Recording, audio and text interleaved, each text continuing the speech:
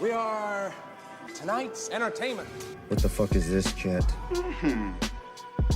This is a tasty burger. Were you rushing or were you dragging? You like Huey Lewis on the news? Is this your homework, Larry? Why don't you spill your beans? Don't talk. Welcome back. The Film Scoop. We're back this week talking about my Oracus. My Dune. My Dune. Hell yeah, dude. We're fucking back at it again, just doing the coolest shit that you can Coolest think shit of. you've ever heard in your life. Yep. In your Well, goddamn life. Not 100% of the week was cool stuff, but We'll get in. the we'll get into focus all that. the focus But is top stuff. the meat and potatoes here is Dune. That's Top what man. we're all here Yeah. today for. Everyone who clicked on this episode saw, oh, Dune. Let me take in some Dune content. Yeah. Because I love Dune. Because I'm a cool guy. Yeah. And cool guys like Dune. And that's what the fuck we're here to do today. Exactly. I mean, you wake up in the morning, you go to work, you come home, You put on your still suit. You grab your Chris knife. and you You ride the worm to work. You say, man, we really didn't bring in a lot of spice today, boys. We gotta do better tomorrow. Yeah. We're at a quarter of our fucking spice levels. Yeah. And then you go home to your wife, who's a Bene Gesserit, and she's over here doing spells, and you're like, the fuck's going on here? I just want some dinner. Yeah. You're over Bene here casting Gesserit, more like spells. fuck you. Get out of here, dude. Fucking put that needle away. And then your son keeps telling you about these dreams he's having. Fucking grow up. Yeah. I mean, we got shit to do here, Paul. You're over here talking about your dreams. I have dreams too. Guess what? I don't talk about them. You're like, I had those dreams when I was coming of age as well, son. You know, son, at a certain age, your body starts to change. Now comes a talk where we teach you how to clean the sheets. It's time to teach you about the worm, Paul. You and your worm. I don't know how this turned into what it turned into, but Like you get Zendaya dreams too? we need to move on immediately. All right, here we go. All right, Dune episode. So yesterday was the Super Bowl, so there's a lot of new things to talk about. New shit has come to light, man. Yeah. So we got to talk about all that jive. Biggest one, Deadpool and Wolverine trailer. Yep. Pretty awesome, if you ask me. Call me crazy. Looks sick. I think it looks pretty gnarly. I think it shows that Disney may actually be capable of making a Deadpool movie the way it should be made. The way he pokes fun at everything. If you're bringing him into the MCU, he needs to make fun of the MCU, and that's just the way it has to be. Yeah. He has to acknowledge it, and I think they're going in the right direction. Well, they kind of try to do like a watered down version of that with She-Hulk, I think, with her like being like, "This isn't my story's ending," and then going in fucking talking. We don't like, need to get into all that. I saw that fucking disgusting, just nastiness. We don't that need they to. did. Yeah. But hopefully, patooey. But it does seem like they've maintained the humor, which is huge. Yeah. So yeah, I'm excited. I mean, this is a trailer, like a worldwide trailer that has to be suitable for all audiences. And he mentioned pegging. Yeah, That's a good sign. I was on board the second he said something about it. Yeah. So I think it looks pretty fun. It's a movie I've been hesitant about for a while. I don't know, just because it's Marvel and it's Disney and I don't really give a fuck anymore. But that trailer kind of brought me back. I was There's like, some okay, sparks there. this might be exactly what we need in the MCU, is someone making fun of it Yeah, and saying like, this is how it's done. So I think it looks pretty gnarly. And I like that the title's Deadpool and Wolverine, because that means we should get a lot of it. yep. A lot of that whole dynamic. And they didn't overuse him in the trailer, so you get like one shot right at the end of his back. So it's pretty awesome. Yeah, I'm excited.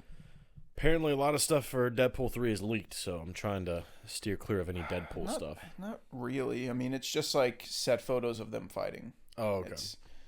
And there's been some like this person's in it, but it's all rumors and who fucking knows. Yeah, I mean, anything Deadpool 3, I'm just like staying away from. Yeah, but that's not a movie I care enough about to like avoid spoilers either, unless it's like the ending of the movie or something. They're like Deadpool 3 set spoilers. I'd just probably click on it and I'd be like, "What's this about? What's going on here?" Yeah, but so that was pretty awesome. Kingdom of the Planet of the Apes. We're fucking back. Fucking apes together, strong. Yep. That's what it's all about. You get it. That's the brass tacks of this thing. Yep. Even though this movie is going to be Reeveless, still looks awesome. Yeah.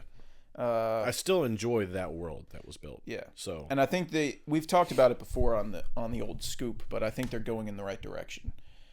Same continuity, same universe of the Caesar storyline, but not connected at all.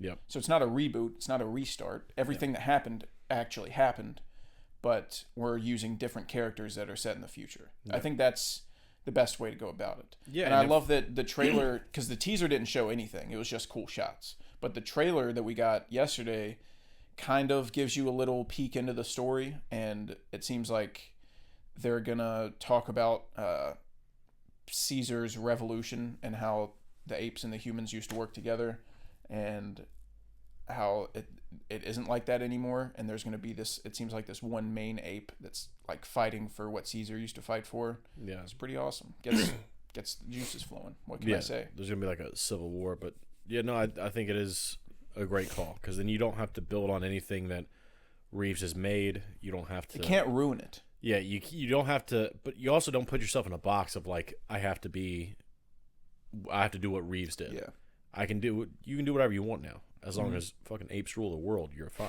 Yeah. So. Yeah. Do it's whatever. pretty risk free going with that route. Be crazy. Be nuts. Yeah. So yeah, that was pretty awesome, and I'm super excited for that movie. Me too. Every time I see it, I'm like, "What are you doing to me?" Yeah. Yeah, it looks pretty awesome. Quiet Place Day One. Looks sick too. A movie I said I didn't really want, just because it's, I don't know. Two Quiet Place movies was good enough for me. I enjoy them both, but the trailer looks pretty gnarly. For some reason, I didn't think you were too big on A Quiet Place 2. No, I like it. I said it when we watched it the first time. I said it was like as good as the first. Oh, okay. So I think they're both. Maybe you don't like A Quiet Place as a whole as much as I do. No, I'd give them both 4s probably. I could do for a rewatch on A Quiet Place. Yeah, maybe we will when Day One comes out. Yeah. Because I've only seen 2 once. Okay. Yeah. Only that one time in theaters. I think me too. And I remember there's one scene in my head that I remember where I was like, "Fuck yeah, dude." Yeah. I like both Quiet Place movies, but it's not really something I'm like itching for more of. It's kind of like I like them and we're good. Yeah. Kind of thing. But Day One, I feel like, is the most interesting route to go if you're going to make a third Quiet Place, because that's just nobody knows what the fuck's going on. They just see aliens coming and everyone's going to be screaming, which guess what you don't want to do if A Quiet Place monsters are coming. Be yapping, dude. Yeah. So I think Lupita Nyong'o's character is going to be deaf and not talk, which is why she seems to survive longer than everyone else in the trailer, like the civilians, because she's not going to make noise because she's deaf and she's mute. That's just my kind of theory on it, because I don't think she said any words in the trailer, and that's just kind of, I just feel like that'd be an interesting route to go. I feel like deaf people make more noise than normal people, because they don't know they're making noise. Like, I saw this video on the internet one time of like, this was like my deaf sister trying to scare me, and she was like hiding behind a corner, and she was like snickering, but she didn't realize that she was like actively being loud. Everyone's different though. I mean, a lot of deaf people are mute too, and like don't talk at all. Yeah. Don't even make noises. So, but even like walking, like you don't even know that, like when you're walking, if you're making noise, that's crazy. That's a cool concept. Yeah. So it's directed by Michael Sarnowski, who directed Pig. So I just think that that's awesome. A director that made a smaller indie film getting the keys to a huge, IP, and That's what you want that's to what see. I think should be happening. Yeah. So I'm down. I think the trailer looks pretty gnarly. I love Lupita. She's Joseph so good. Quinn's pretty good. I mean, I haven't seen him in anything but Stranger Things yet, so we'll see. Apparently, he's been cast as Human Torch. Not a fan of that casting, if that's true, but I guess that's I guess we would talk about that when the actual official cast comes out. But yeah, I'm excited. Should be good. Daniel Trachtenberg directing Prey 2, titled Badlands. Ooh. So it's confirmed to be the best movie called Badlands. Yep. Because let's get real. Don't worry about it. He can't do any worse than the original Badlands. So that's pretty cool, though. Prey was awesome. I'm hoping they do something. I don't know if the synopsis or general concept is out public, but obviously I hope it's not a continuation of the Prey characters and story and time period. I hope it's just Predator in a new place with new challenges. Yeah. And just keep doing that. Make it like the Scream franchise, where it's like every movie has like a new cast and not all of them are in different places, but it seems like the route they're going recently with the Scream franchise is like new town, new characters, new killer. Just do that with Predator. Just throw them in a movie with cavemen, and then throw them in a movie with pirates, and then just keep doing that. Yeah. And it'll never get old. I saw someone that did like a fan post of, it was like Predator or Prey, sands of Anubis or something like that, and it was like the fucking pyramids being built and Predators there. I'm like, dude, that's sign pretty me up. fucking crazy, dude. Sign me up. Pretty big news. I don't even know if. I'm almost sure you don't know this unless I told you. I guarantee I don't know it. Apparently, Tom Cruise is in talks to star in Quentin Tarantino's last film. Oh my god. And I can't explain how much that needs to happen. I can't put it into words how much that actually needs to happen, because it's a collaboration that should have happened years ago. Yeah. Because Tom Cruise has the Tarantino energy that's required on screen, and it would just make so much sense for him to be in a Tarantino movie. And he has a history of working with iconic directors. Yeah. So it would just check off another iconic director that he's worked with. And I would just love, even if it's a small role, even if it's another Tropic Thunder. Yeah. Like Les Grossman, even if it's just something like that, something stupid, I just need that to happen. So please, for the love of God, do it, Quentin. Don't mess us up. Do it. Because I just, God bless.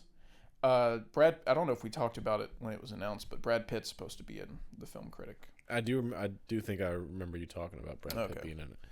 Yeah, and I don't think Tom Cruise is being eyed for a lead role. I think it's probably a side role. And I also read today that he's trying to find a way to in his schedule to make room to do a small role in it. So Tom Cruise. Yeah. I don't know if we were talking about Pitt, but it's probably going to be a small role. But anything, please, just put him in. Just be in it. Yeah. Just fucking put him in. Chris Rock is directing another Round remake. American remake. But besides that, Thomas Vinterberg, the director of the original film, someone asked him about what he thinks about Chris Rock doing a remake, and he said, well, if it sucks, he's gonna get slapped again. So that what a cool guy, dude. Yeah. That was crazy. Christian Bale will star as, I'm gonna read the announcement correctly, just for some reason people can't, but I'm gonna read it correctly. Christian Bale will star as the monster in Maggie Gyllenhaal's Bride of Frankenstein. Ooh. Because every movie account on Twitter is saying he will play Frankenstein. Guess who Frankenstein is? The Doctor. The Doctor. He's playing the monster, but they're saying he's going to play Frankenstein. So, fucking hit the books, buddy. All right. Yeah, I haven't even read Frankenstein, and I know that. Yeah. I'm a delinquent, and I know that. So, get it fucking right. But yeah, he's going to play the monster. You said Maggie Gyllenhaal is doing The Bride of Frankenstein? Mm-hmm. That's going to be awesome. I'm really excited for that. The reunion of Rachel Dawes and Bruce Wayne. Maybe that's who they're bringing back to life. Yeah. Little Batman tie-in. Apparently, Christian Bale set up like a big foster home like foundation a couple of days ago. I don't know the exact details, but like they said he's been trying to do it for like 12 years, and he finally like got it running. Cow. I think so. Congratulations, Bruce Wayne. Yeah, like what a fucking stud. he's living it for real. Yeah.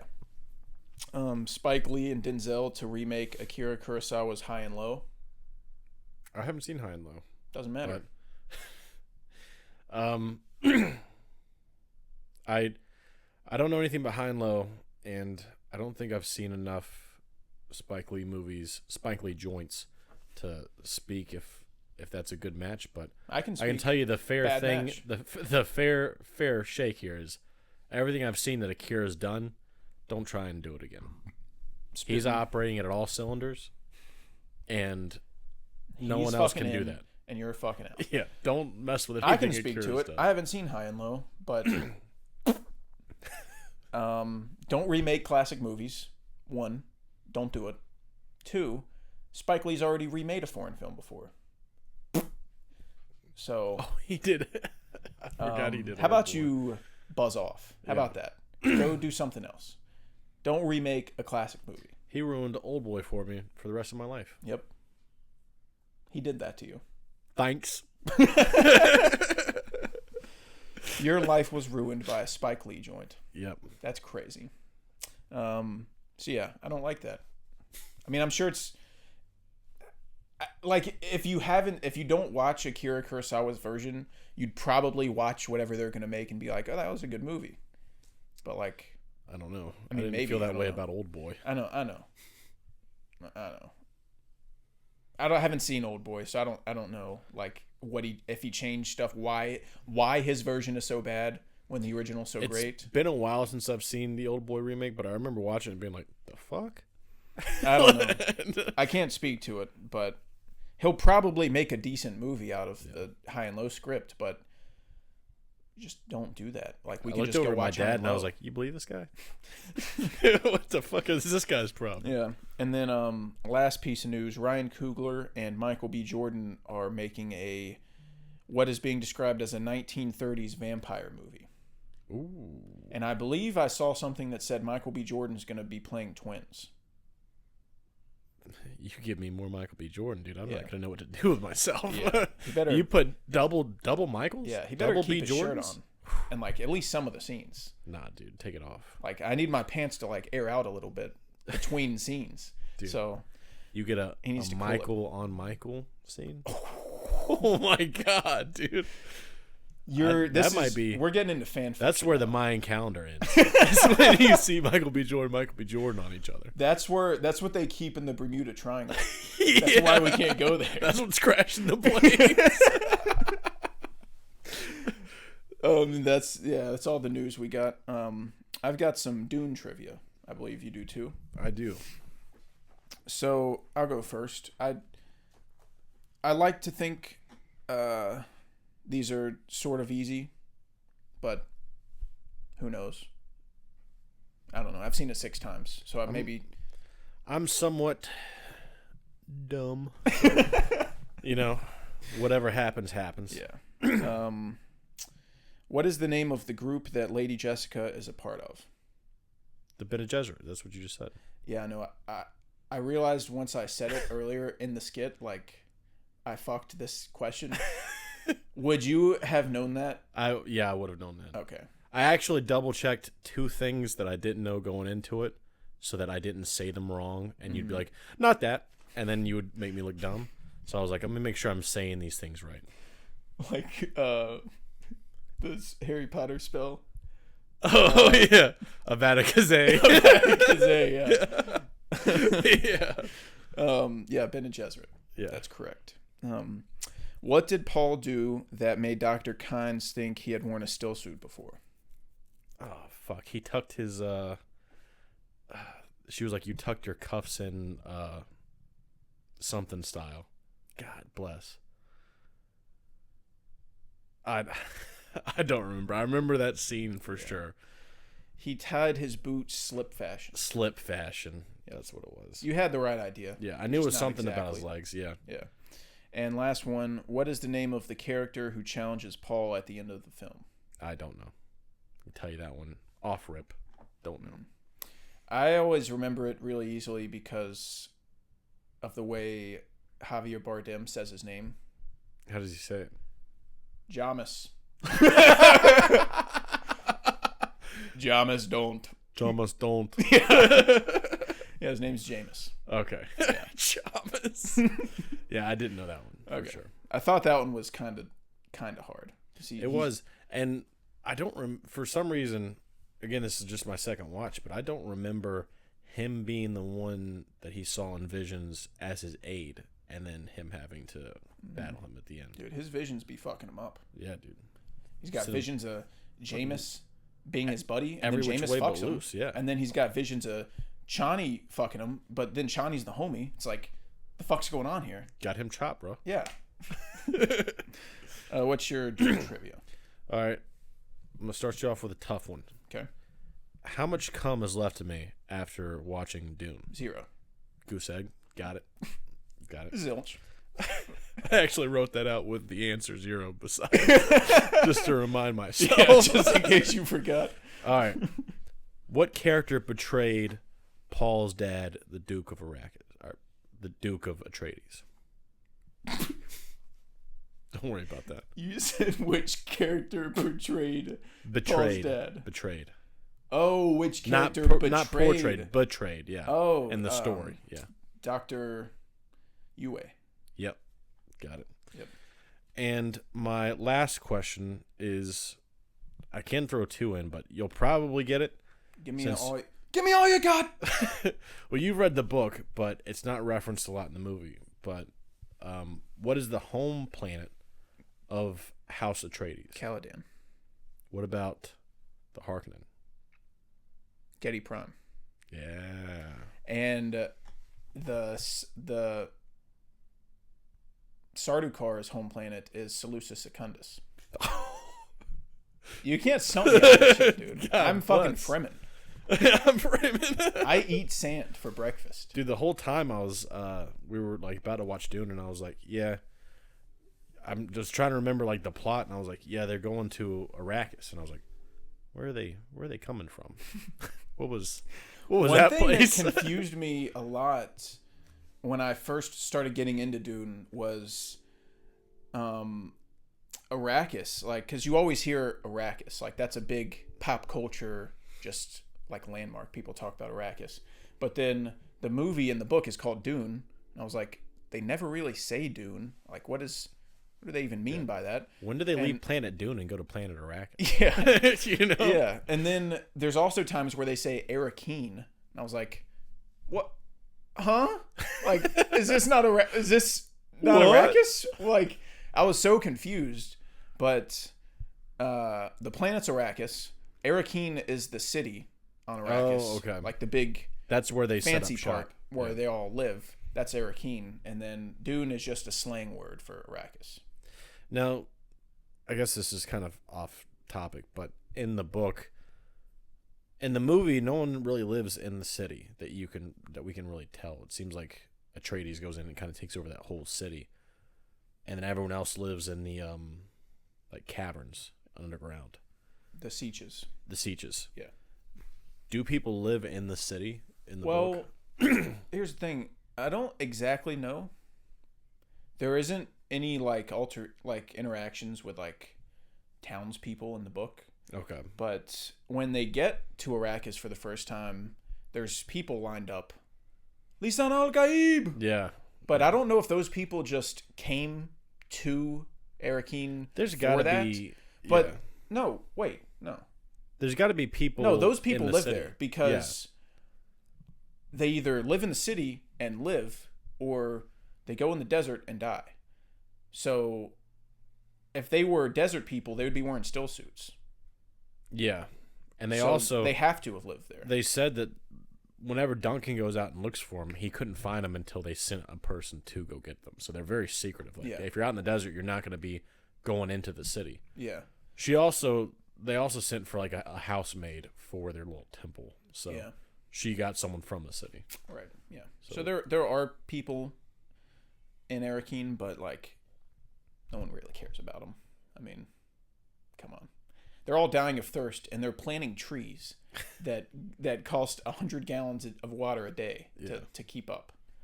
That could be going to the poor people. What equivalent of men water do those trees drink? I don't remember. I think he said 20 gallons a day. I think it was 5 men per tree. Oh, no, it was... Oh, maybe per tree, yeah. I think it was 100 a day, though. I don't know. That would have been a good question. That would have been incredible. But I love when Paul shows up in that scene. Like, the scene opens, and you see Paul in the right side of the frame, and then there's the guy watering the tree in the background, and Paul goes, "Hello." And he sounds like Willy Wonka when he says it. Like, he's just so fucking whimsical. Just trying to make conversation. Yeah. Talking about the Muad'Dib here, and he's just, like, being silly. Hola. Sup, Flash? How's it going, Chief?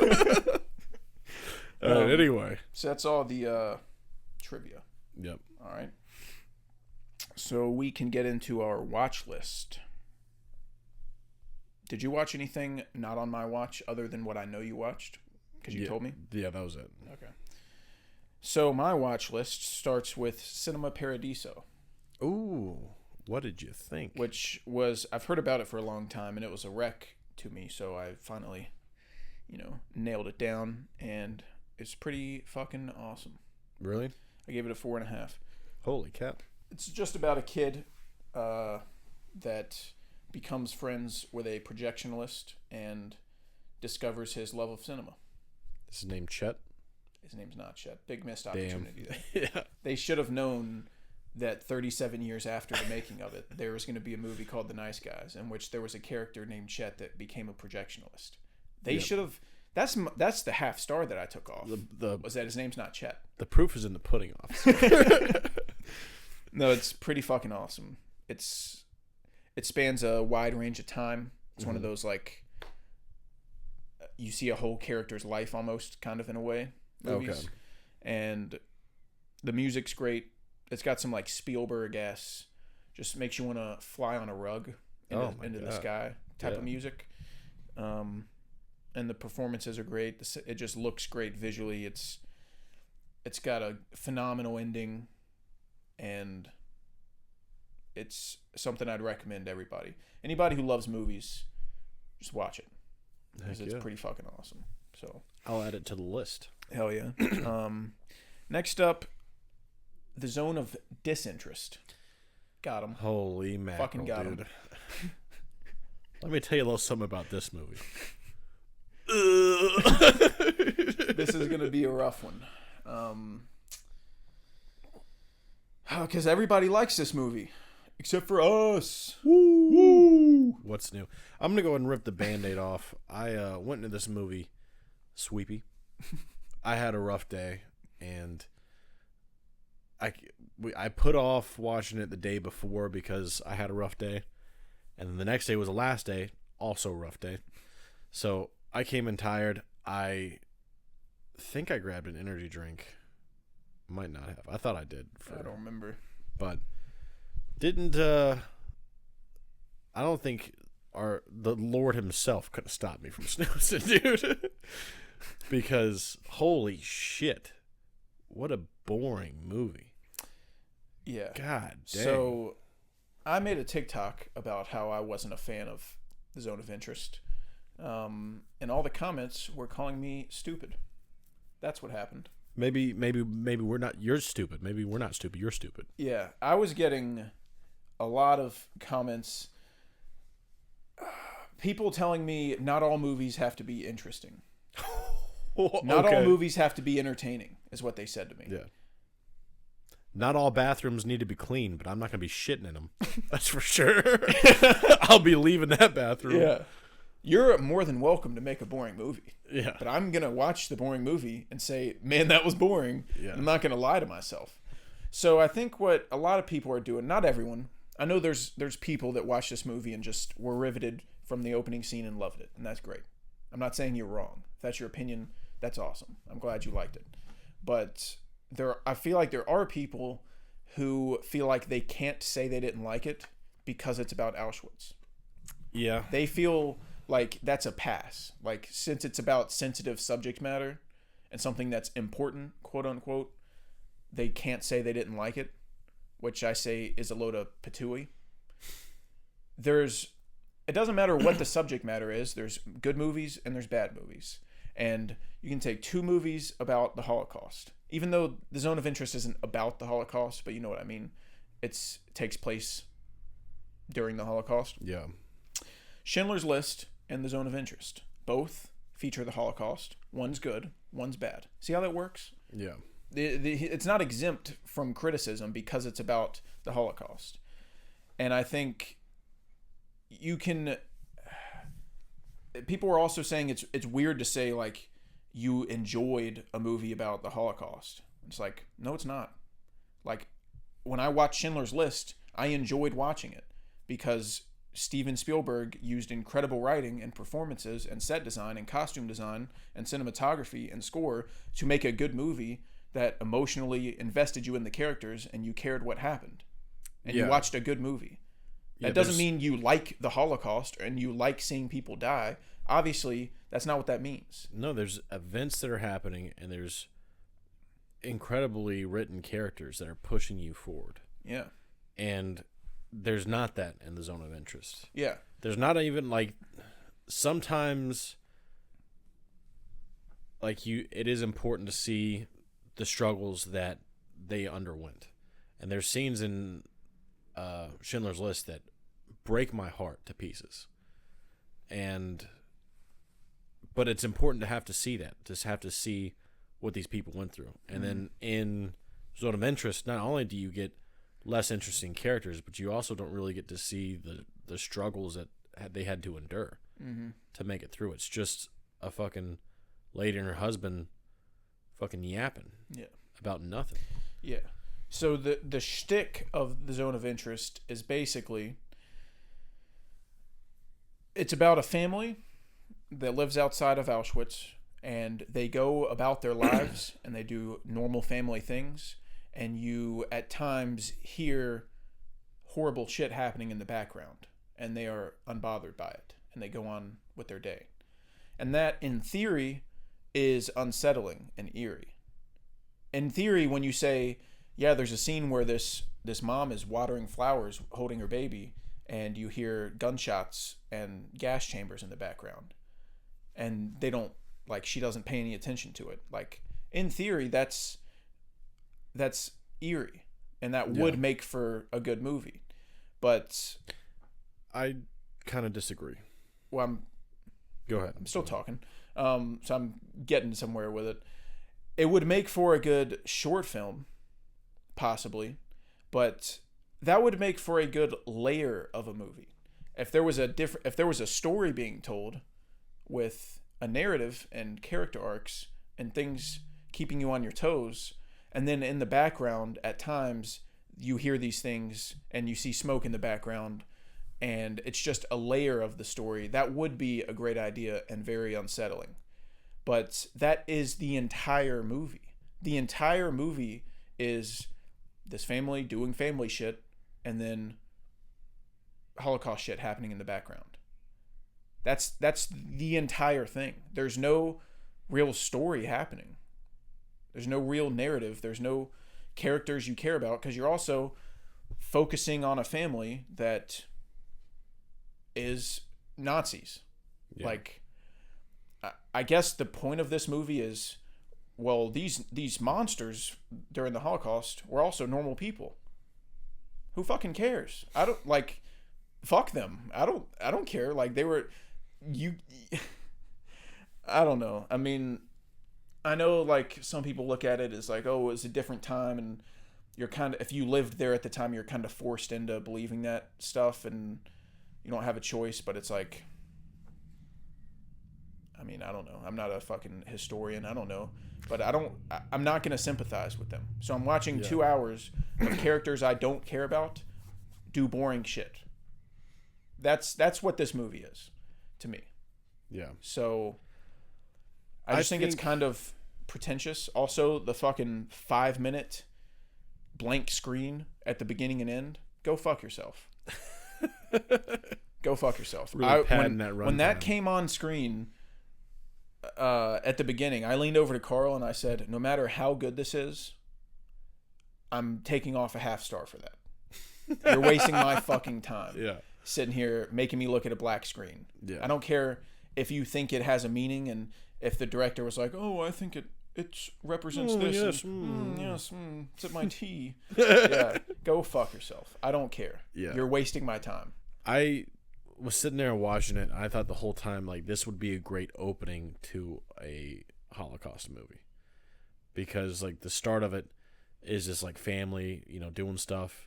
You see like smoke rolling in the background. You're like, what the fuck's going on back there? You got the big industrial wall, and they're like surprising the dad in the morning, and they're taking him downstairs with a blindfold on. You can't really see him well because the kids are gathered around him, and they take him outside, and you realize he's wearing a fucking SS uniform. And they're like, oh, we got you this kayak. Yay, papa. And then he goes to work, like, murdering people. Yeah. Like, that would have been a cool reveal that, like, this shit sucks. But stretching that out over the course of an entire movie, I think, was not very smart. And there's no even attempt at a interesting story, in my opinion. There could have been a number of things happen. There could have been like the kids start to like feel weird about what was happening and what their dad was doing for a living, and starting to like ask questions and be like, hey, why are we killing these people? Yeah. They didn't do anything wrong. Like there's so many things you could have done to make it more interesting and tell an actual story, but it's just an hour and 45 minutes of them being a normal ass, boring ass family with the Holocaust in the background, and then them occasionally saying something fucked up like, oh yeah, I'm at this party, but all I can think about is how I would gas these people out of here. Which you might have been asleep for that. I don't even know if you heard that. I know, I dozed. Yeah. He was at like a work party, and he was on the phone, and he was like, I should be having a good time right now, but all I can think about is what's the most effective way to gas everyone out of here. The fuck? Just, they'll occasionally throw in something fucked up like that, and it's like, and then you have a scene where this guard like sees this dog, and then acts all friendly with it like we do when we see a dog, and it's like, so the point of that scene was like, what? Like, I don't care. Like, I don't care if you treat a dog well when you're murdering people. I think the idea is that, I think they said it on There Are Too Many Movies, but it is it is scary knowing that they were like regular people that also murdered people. That you can like kill people and then just like go home and like swim in a pool and like take your kids to the lake. Yeah.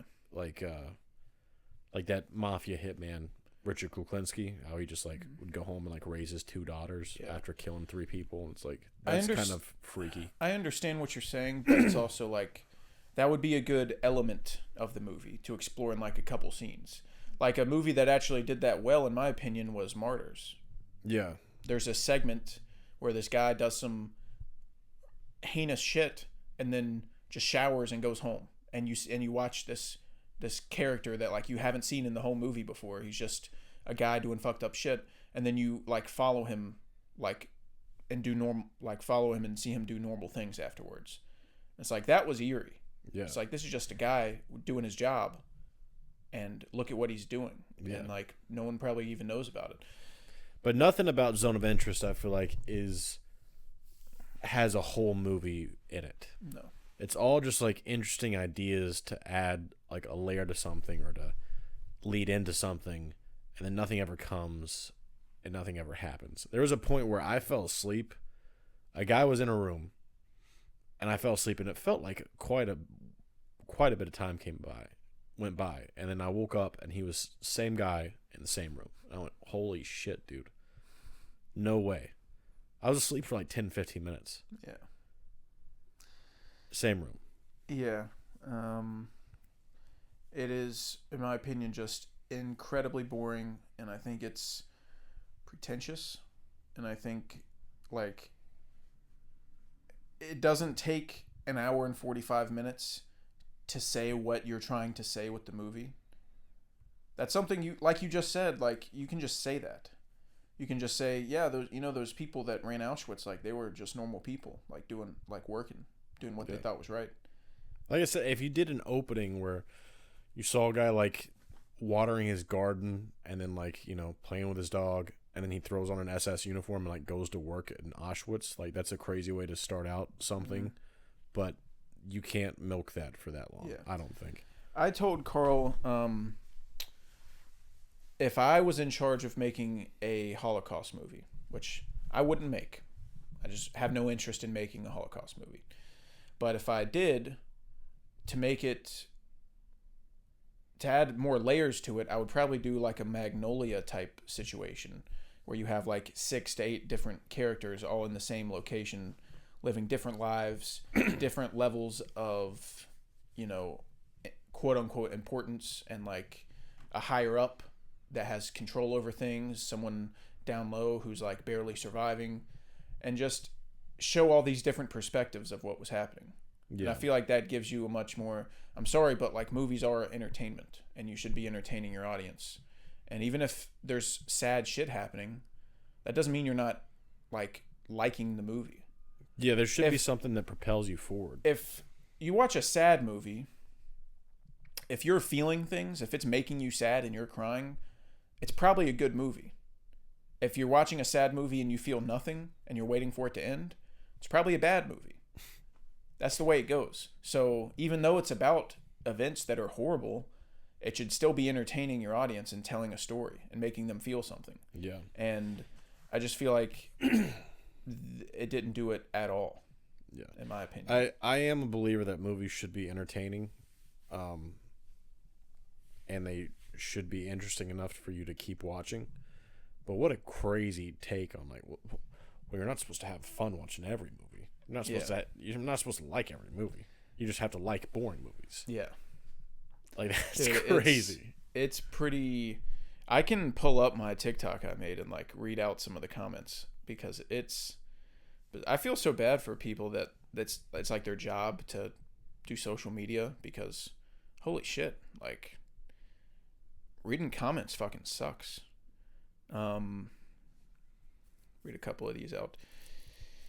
This boy gotta be not like 19 years old top, because even if you didn't like it, who talks about a movie like this, like that? Yeah, that's what I'm like. What's wrong with you, dude? How come everyone gets to shit on what's that movie? Don't Forget or Remember Me? Is that the 9/11 movie? Yeah. How come everyone gets to shit on that 9/11 movie?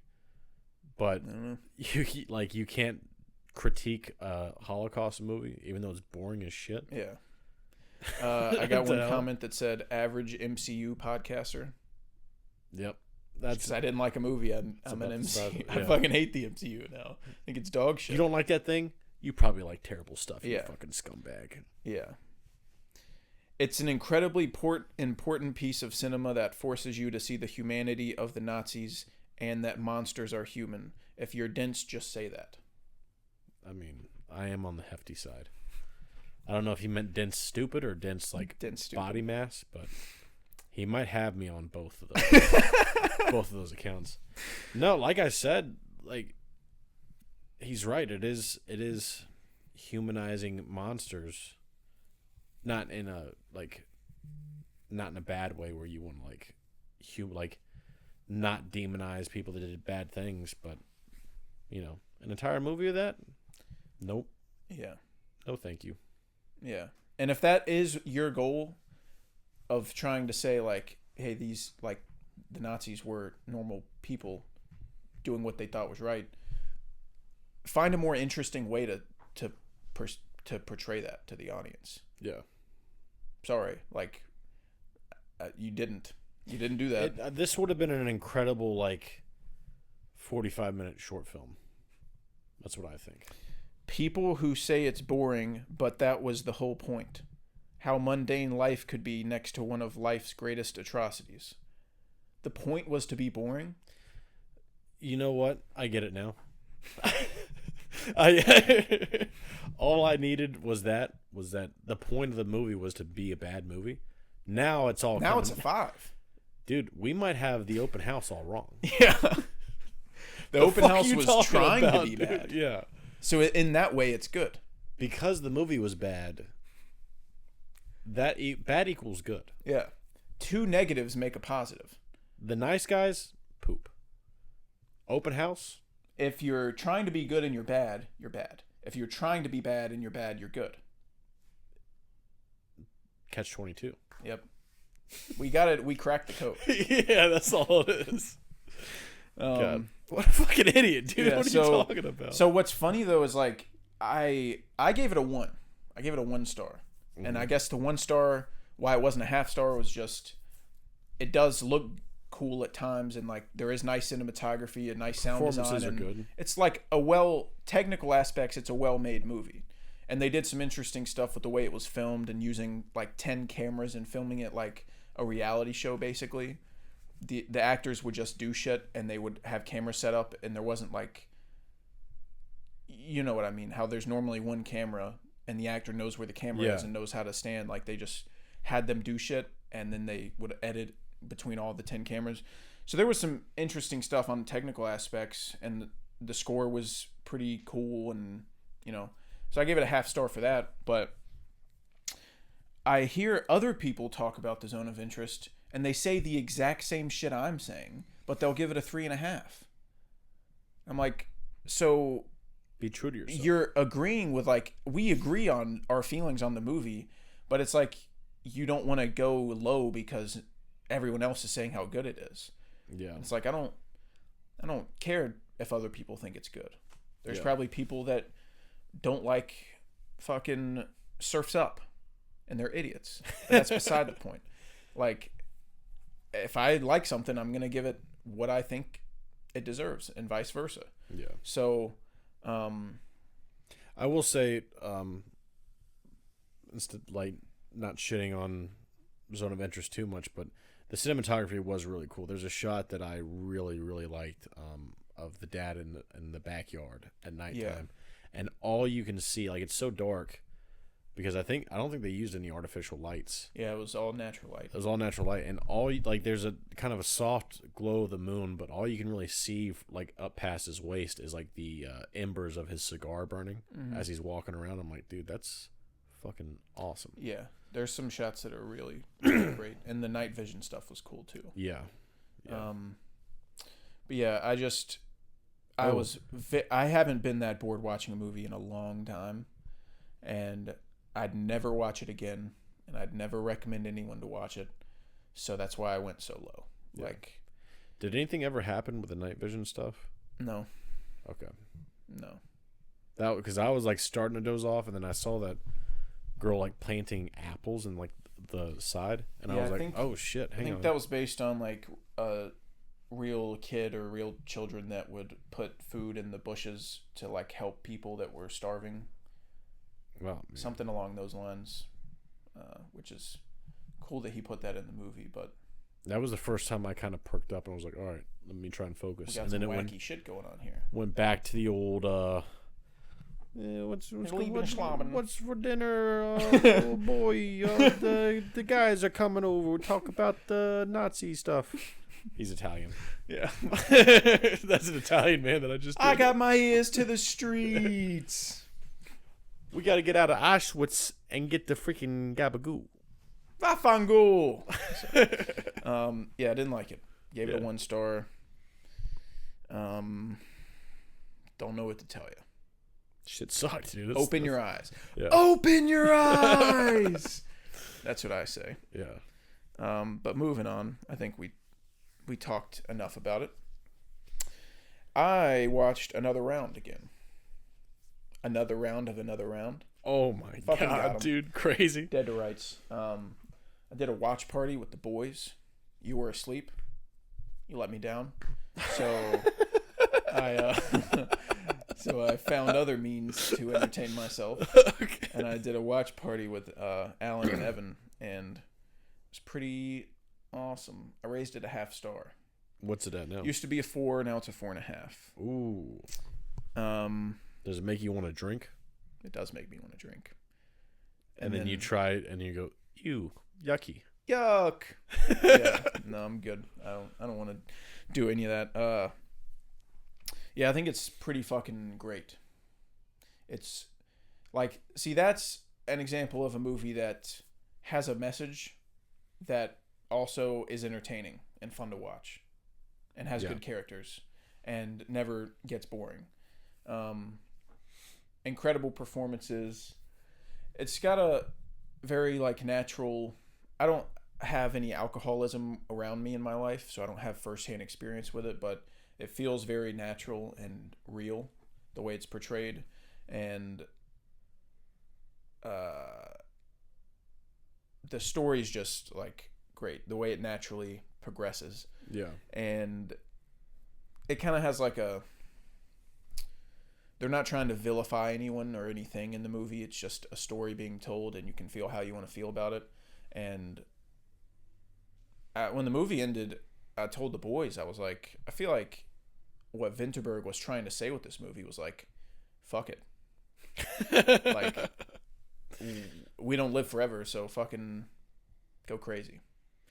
That's kind of how I felt about it watching it the second time. Maybe I'm wrong, but I mean, not slight spoilers for Another Round for like 30 seconds, but one of Mads' friends in the movie dies basically because of his alcoholism. Mm-hmm. And at the funeral for his best friend dying, he celebrates by drinking and starts dancing. I think that's as clear as it gets.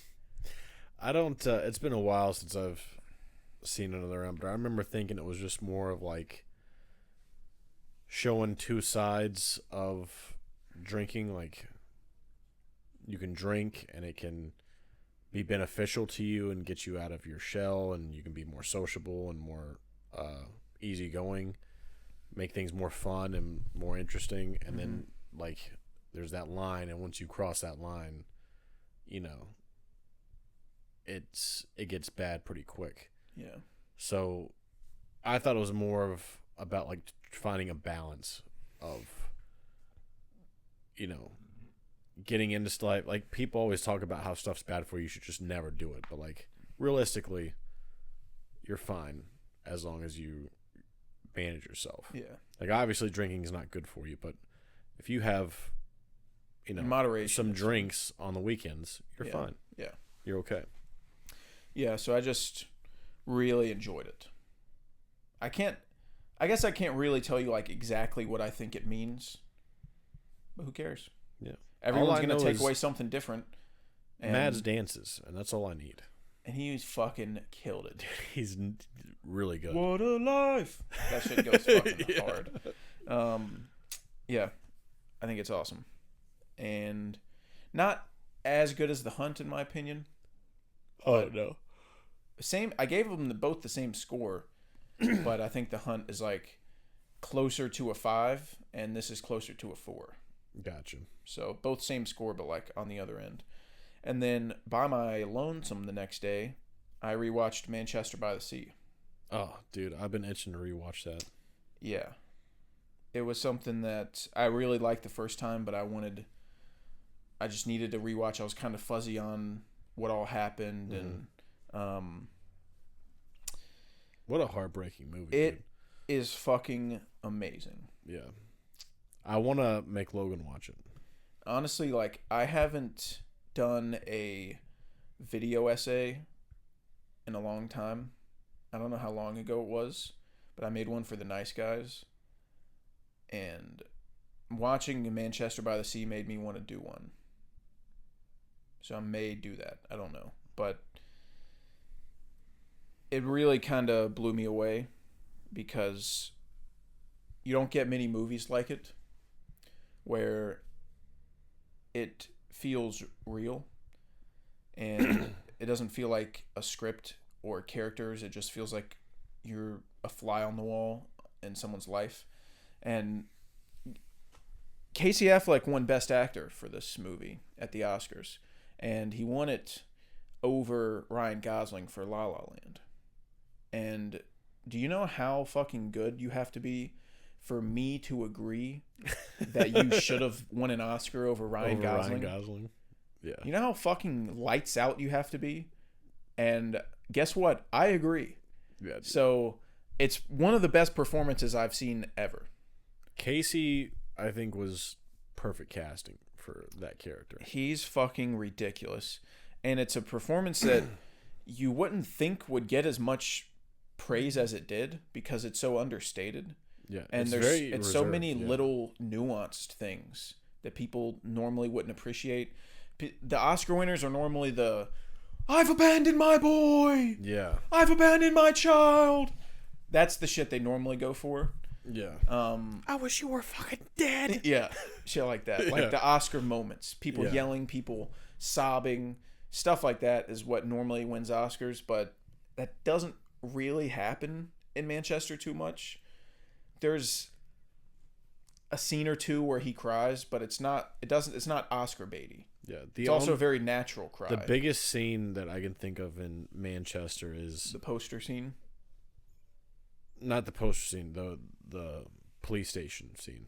Yeah. That's the big one. And even then, like, that's quick. But the poster scene, when they catch up and she's like, can you get coffee?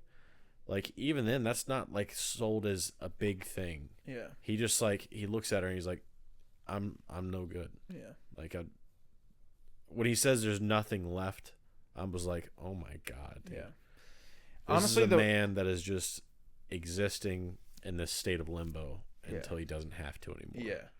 And not to spoil anything, but it's just a movie that doesn't have your typical character arcs and your typical endings and the way things normally work in movies. I can't really explain that. I don't want to spoil it, so I won't get into it, but it's very like the movie starts, things happen, and then the movie ends. And it doesn't feel like how movies normally feel. Yeah, it feels really airtight too, from what I remember. Like, you get in and you get out. Yeah. And it's like pretty, for a movie like this, it's pretty long. It's 2 hours and 18 minutes. Yeah. For a drama, that's pretty long.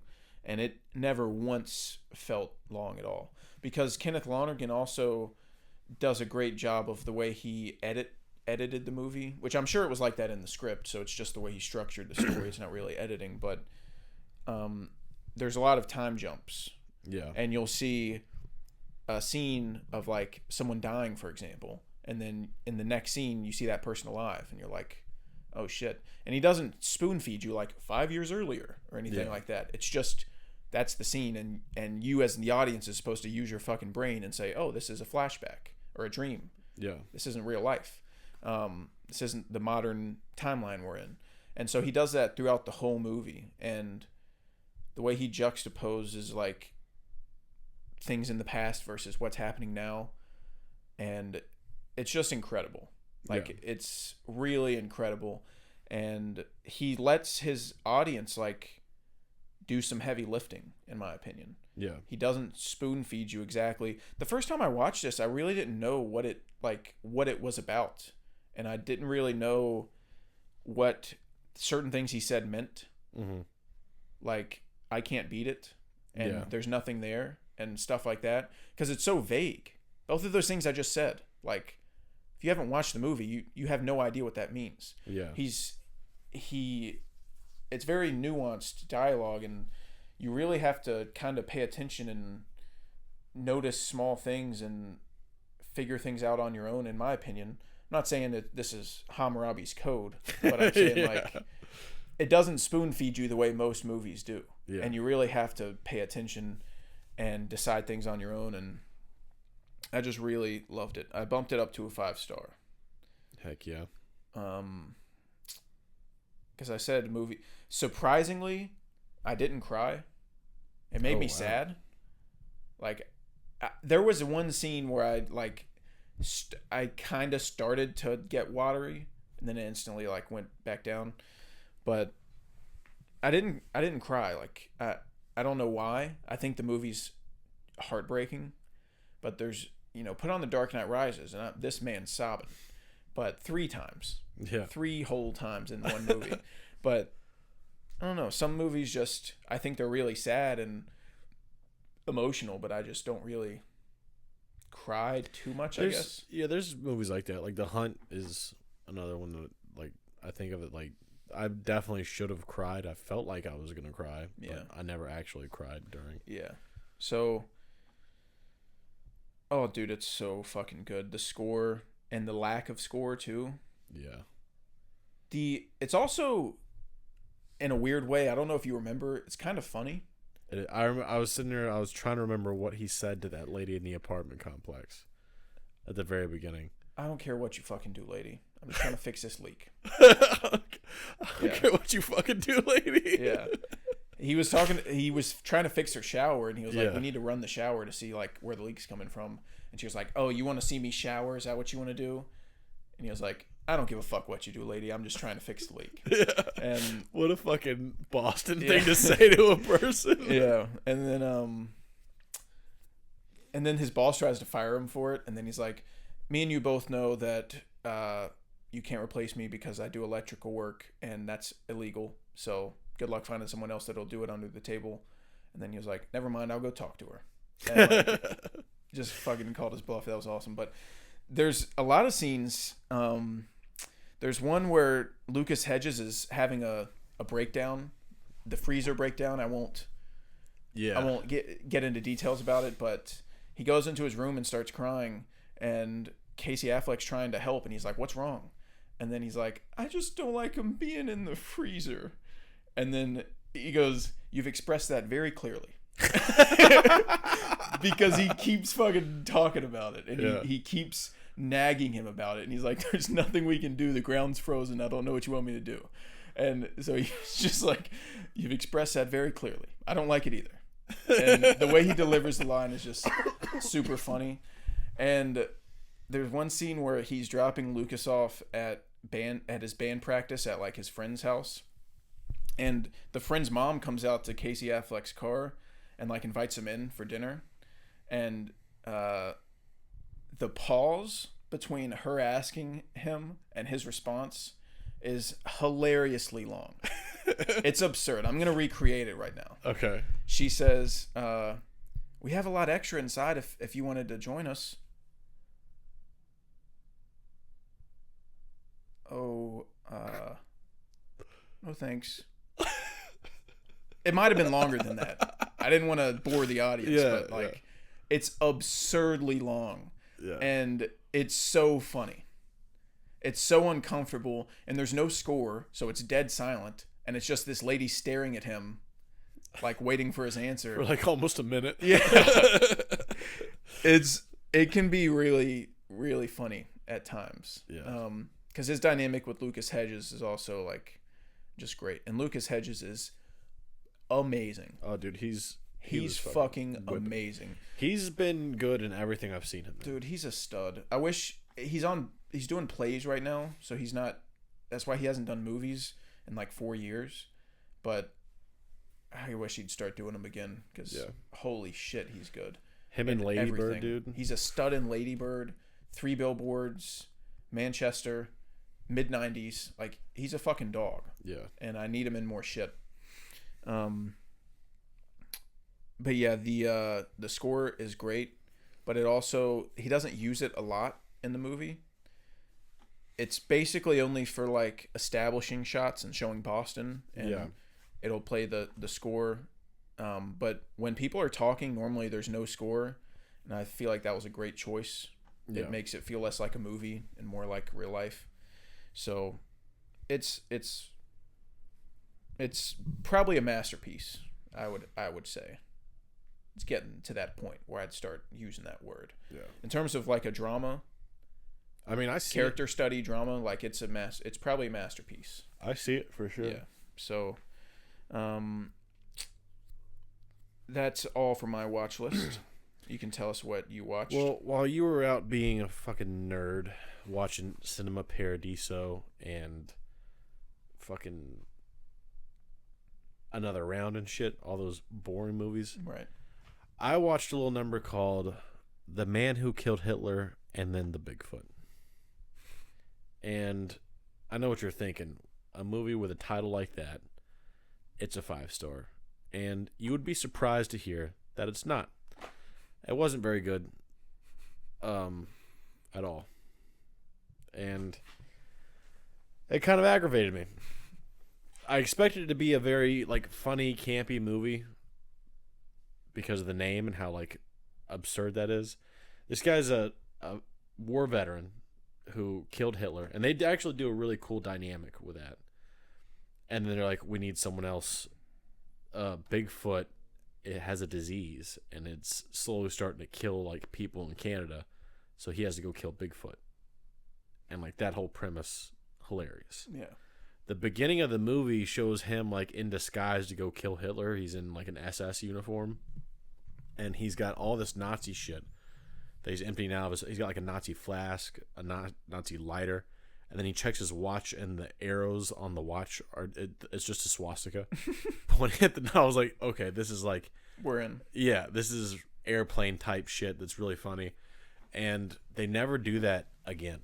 That's so odd. They play it for like really serious, and there's a moment. Sam Elliott is the main guy, and he's terrific in the movie. Sam Elliott's great.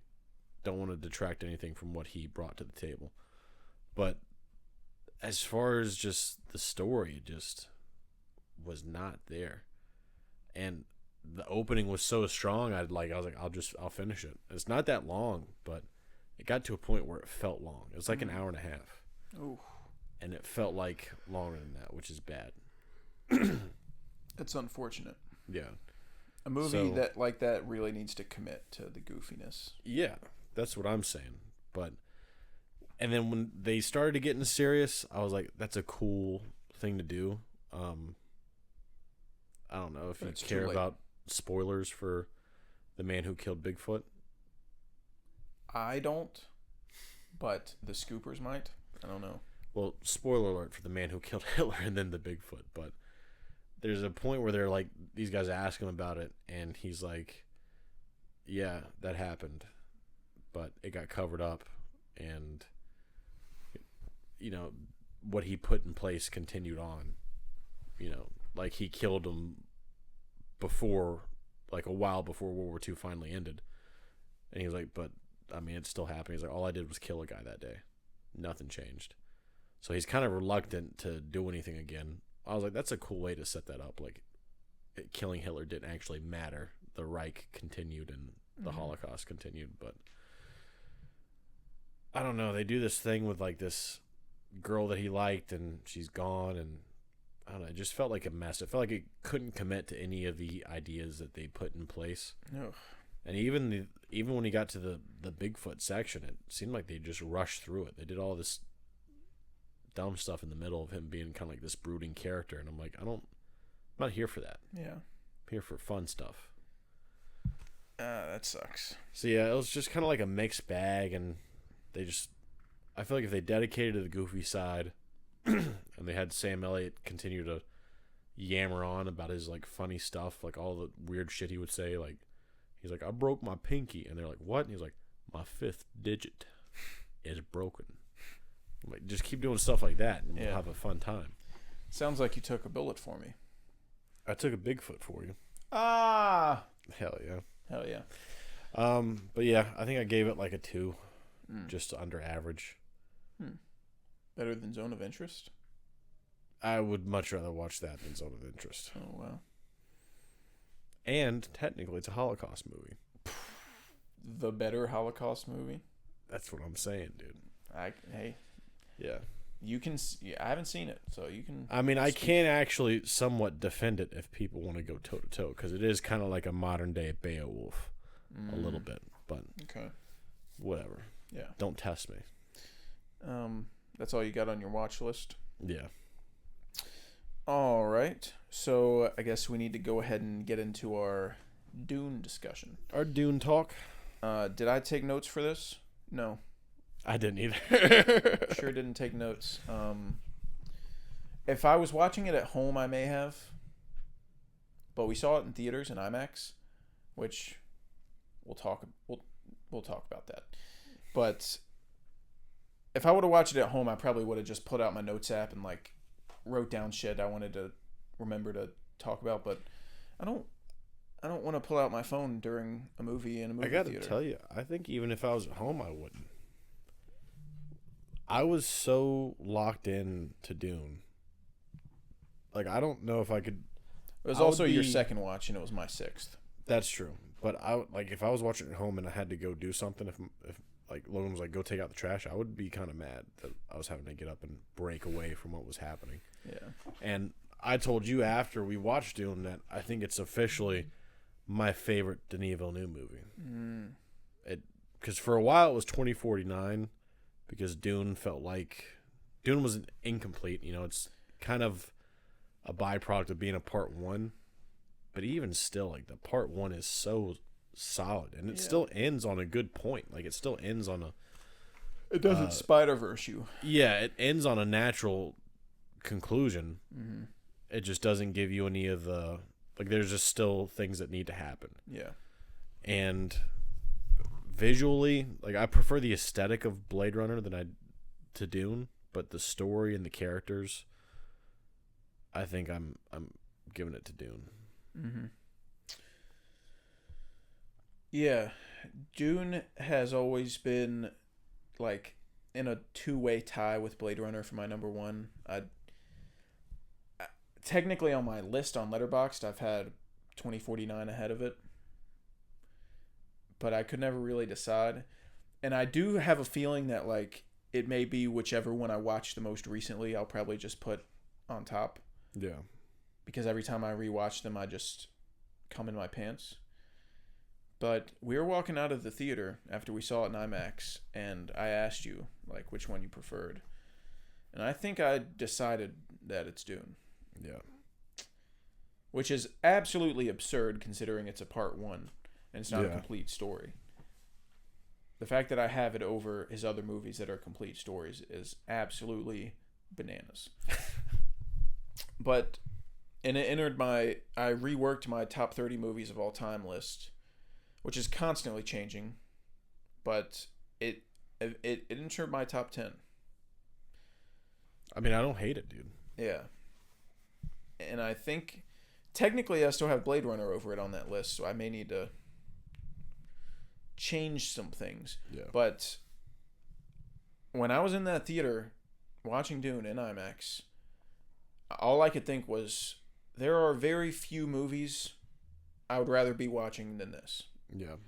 And I'd say probably The Batman, The Nice Guys, probably the Dark Knight trilogy, just because those are personal to me. And then that's probably it. Dude, imagine how fucking destroyed just the hole that it's going to shoot in your fucking list when Dune 2 comes out. Dude. That might be number one. No, I don't think it'd ever top the Batman, but it's going to be fucking... It may enter my top 10 movies of all time on first watch. Yeah. If it's as good as I think it can be. It's going to be fucking incredible, dude. Yeah. It's going to be so good. Yeah. So where do I fucking begin? Let's get the easy stuff out of the way. Hans Zimmer's score. First thing. I think outside of Interstellar, it's his best score. I agree with that. It captures like every scene so well that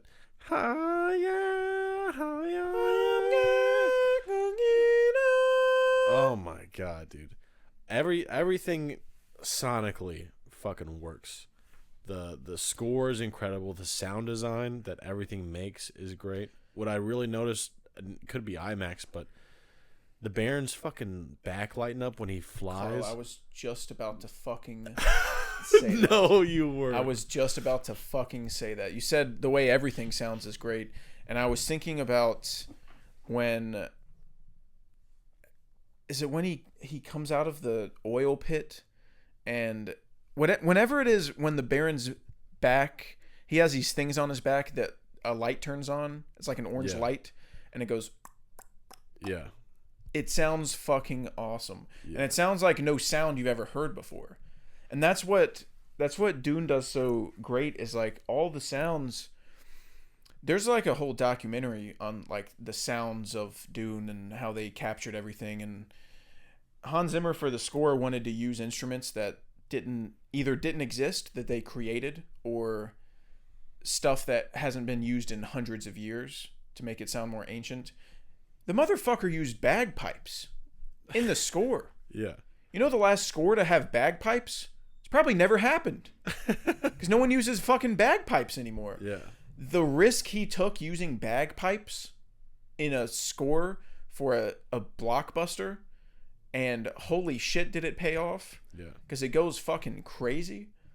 But little shit like that, like the Baron's back machine lighting up, and those little ticks, and like just when they put the thumper in the sand and then they turn it to set the timer. Yeah.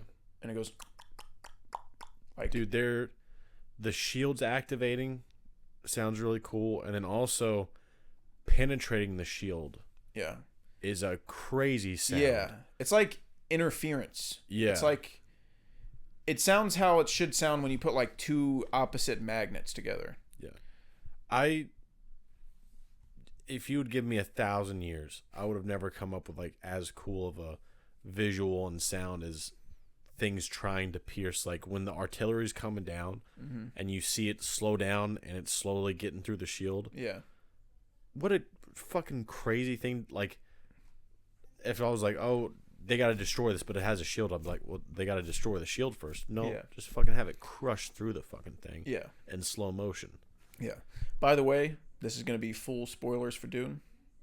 Don't feel like I need to say that, but just so you know, full spoilers for Just Dune. in case.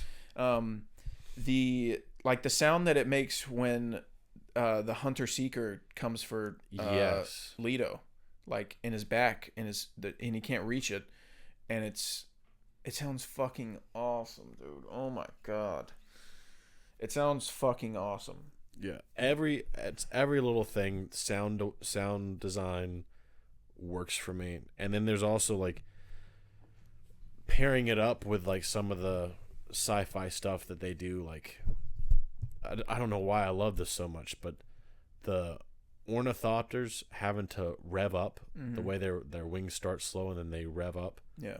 Like, of course they have to fucking rev up. What are you talking about? Yeah. Like, that has to happen. Are you an idiot? Yeah. Yeah. You ever rode in one of these things before? Yeah. And also, there are descriptions of what things look like in the book, but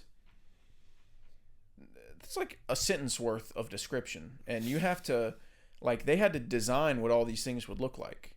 Yeah. And everything about the way things look in Dune is like, yep, that's how it would look. That's an ornithopter. Yeah. Like, that's what an ornithopter would look like. It looks like that. And, yeah, that's what a Sardaukar would look like. That's how they would talk. And everything is just fucking pinpoint accurate. Yeah. You don't see a single thing in Dune that's like, oh, that feels out of place. Oh, that feels weird. Why'd they cast that guy? And, oh, why does their suit look like that? And everything is...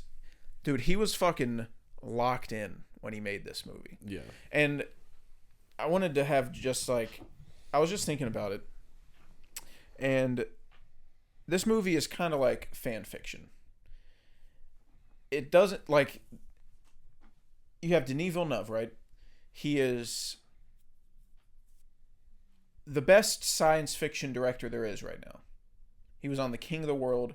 He came off Arrival and Blade Runner 2049 back-to-back years. Two of the best science fiction movies ever made. And it feels like something that like Redditors would post at midnight on Reddit, talking about like, who would be your dream director to make a Dune movie? And everyone would say Denis Villeneuve. Yeah. Because it's his favorite book of all time. And he's read it like 15 times. He read it when he was 13 for the first time. And he said he used to have dreams about it. And he used to like picture what everything would look like in his head. And it's always been his dream movie. So we got the most talented science fiction director probably of all time to direct one of the best science fiction books of all time, who also loves the fucking book. Yeah. Like this is the stars aligning like nothing we've ever seen. Yeah, really, when you think about it. Everything is, what if we just got the best guys to do the best things? It's also like the castings, like how we fan cast the Batman 2, and we're like, oh, what if they got this guy to play this guy? Every single character in Dune is like, oh, imagine if they got like Timothée Chalamet to play Paul. Yeah. And oh, imagine if Beast Raban was Dave Bautista. Yeah. And it's like every character you go through, picture your dream actor to portray them, and that's who they got. Yeah. Every single fucking person is it's like fan fiction. That's what I'm saying. It doesn't feel like a movie that should exist. It feels like a movie that would exist in my head. Yeah. And watching it is an unreal experience. Yeah. And I think it'll probably be the best trilogy ever made once it's all done. Once it's all said and done. Oh yeah. And I'm pretty confident in that.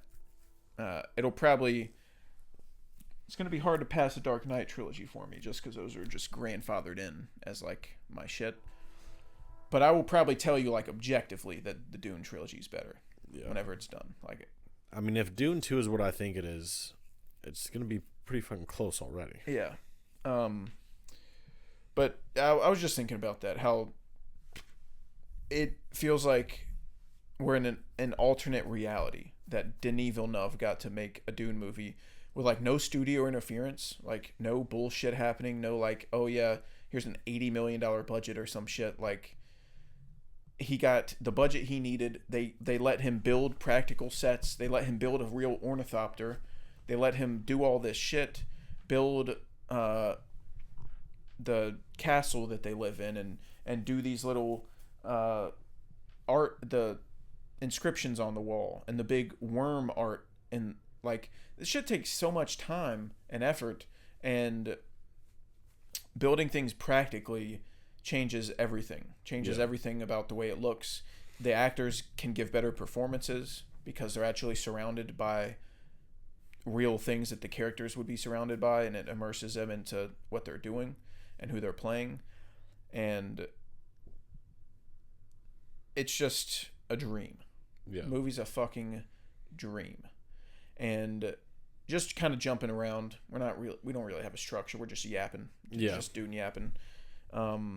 But people often say that there isn't like not enough happens in Dune Part 1, and it's mainly set up for Part 2. And the first half is a lot of world building. I mean, it's a massive book with massive world building, a bunch of planets, a bunch of different factions, a bunch of different families, and there's a lot to set up, and that's true. And like the first half, you have to really be paying attention. And Denis does find a way to give you exposition in the most natural way possible, to where it doesn't feel like you're being force-fed information. And an example is the little scenes of Paul researching about Oracus on his own in his room. And he's got this little like projector that's teaching him about the Fremen and the Sandwalk and the worm and the still suits and all this stuff that you need to know, but you're seeing Paul learn about it because he needs to know. And so they're not talking to you, you're watching Paul learn. So it feels natural. And Paul's also really smart, and he wants to be prepared for where he's going. And that's just a great, instead of having it like most movies, it would be like they'd find a lazy way for one character to say it to another character. Yeah. And you can't walk like this. You have to walk sand walk. Yeah. And they do the thing. Yeah. And so he just found a way to do it in a very natural way. And That's fucking awesome. But there is a lot of setup, and there is a lot of world building and, shit that needs to happen. But I would say, like, at the halfway point of the movie, it shifts into the Harkonnens attacking them. Yeah, I was gonna say, I thought that too, from my remembering of like Dune Part 1, is that it is a lot of setup, but I feel like things happen. I mean, at least my second viewing, things started happening a lot faster than I remember. Yeah. Like, even the transition between, like, Atreides taking over Arrakis. Like, if you're actually paying attention to dialogue, you know already that, like, this is a plot. Yeah. Because Paul's dad knows that it's a plot, and he says, like, we're in danger. He's walking into a trap knowing it's a trap. Yeah. But thinking he can manage. Like, yeah. he can outsmart them and gain desert power. Yeah. So we've got Dune pulled up right here for ambiance in the background while we talk about it. And I have pulled up the moment when the Harkonnens first attack Arrakis. And it is at the halfway mark in the movie. An hour 16 is when shit starts going down. Yeah. So if anyone ever says it's mostly set up and nothing happens till the end, 1:16, an hour 16 minutes is when shit starts going down, and there's an hour 19 left. Yeah. So it's actually 3 minutes before the halfway point, or like a minute and a half before the halfway point. So go fuck yourself. Yeah, and I'd say if you're adapting Dune, a book that people said was unadaptable, that is so dense and so full of lore and a world, that's pretty fucking good. Yeah. That's pretty All outstanding. your world building and setup is done in an hour and 16 minutes. Pretty fucking crazy. 600-page book. Yeah. With like 900 different characters. That's pretty impressive. Yeah. But I guess before I start talking about the story, but like we were on the visuals, and I think the visuals, everything they did was insane. And I love the way everything looks. I mean, even in the Dune 2 trailer, you get some visuals of the Harkonnen world, and it looks insane. It looks perfect. And even the world, I don't remember the name. The Harkonnen go and recruit other guys. They said that the sword, Sardaukar, yeah, like their world, it's not like raining constantly. Yeah, that was awesome. And they communicate by going. Yeah, they do the throat noises. Yeah, those guys, dude. Nothing is cooler than seeing those guys silently float down from wherever they're at. Yeah, and just glide down to the ground like fucking ninjas. Yeah. I also love that their combat is melee instead of like blasters. That makes it so much cooler. They're using swords and axes and shit. Love that. Absolutely love it. Like, everything about it, dude. It's so good. Yeah. And all the performances are insane. Like, just on an insanely high level. I think my second watch, Stellan really stood out to me as like, holy shit, dude. Yeah. Stellan is eating food.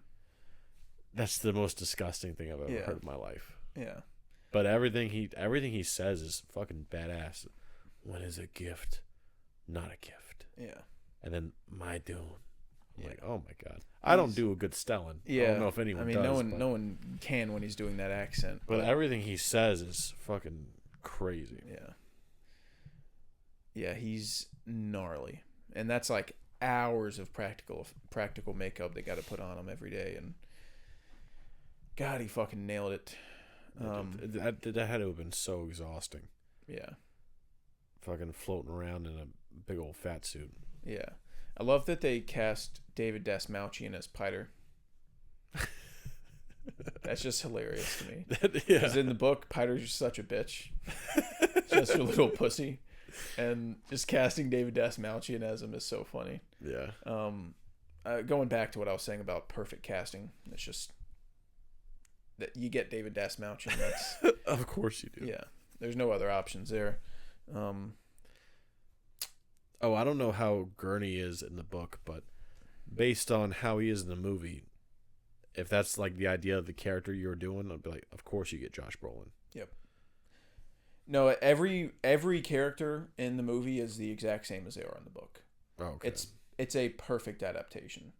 Almost nothing changes. That's insane. So, yeah, Gurney Halleck's the exact same way in the book. Yeah. And they even do in the book. Gurney Halleck is he's kind of like a poet. Like he writes poems and will like say them out loud at certain times. And they used it like they said it in the movie when they first get to Oracus and the gate opens up. I forget exactly what he said. Oh yeah, I remember that. Something about like I smell the sands of time or something. Yeah. Something like that. But it's right out of the book, and I just love shit like that. Just like little details about, just like a little shoulder nudge to like the diehard fans. It's pretty awesome. Also, since it's playing right now on the TV, when Gurney pieces those two guys up during the Harkonnen attack, and then says, "With me!" Yeah, and then they all run. I'm levitating out of my chair. Like, dude. Hans Zimmer's score is playing, and you've got them fucking running at the Harkonnens in the Sardaukar. Yeah. Good fucking grief, dude. Dude, you know what gets me pumped up? And this is just a tiny thing. But when they initially send a representative of the Emperor down to tell them to take Arrakis, and he was like, I am the Duke of Atreides. What does he say? We are House Atreides. Yeah. There is no call we do not answer. There is no faith that we betray. Yeah, and then they all go, Atreides! Atreides! I was Atreides! like, oh my god, it's dude. Like, get damn right, Atreides. Yeah, fucking stamp that thing, dude. Yeah. You got it. Yeah. That shit's fucking awesome. Yeah, anytime they start chanting Atreides, I'm just like, you fucking bastard, dude. Yeah. Give me all that. Yeah. Give me all that for sure. Yeah. What do we want to get into? The combat's really good also. Yeah. Small thing. Like, it could have not been good and I would have been fine with it. But I would, like, one of my favorite parts of combat is Jason Momoa as Duncan Idaho when he's piecing up, like, 8 guys by himself. Yeah. And, oh, dude, when he sees the Sardaukar and then he looks back at Paul and then shuts the door and does the little sign. Oh my god, yeah. And then it's always so fucking Timmy's so fucking good. Yeah. And he goes, Duncan, and starts banging on the door. It's so sad, but it's also like Duncan's a fucking badass. Yeah. Dude. And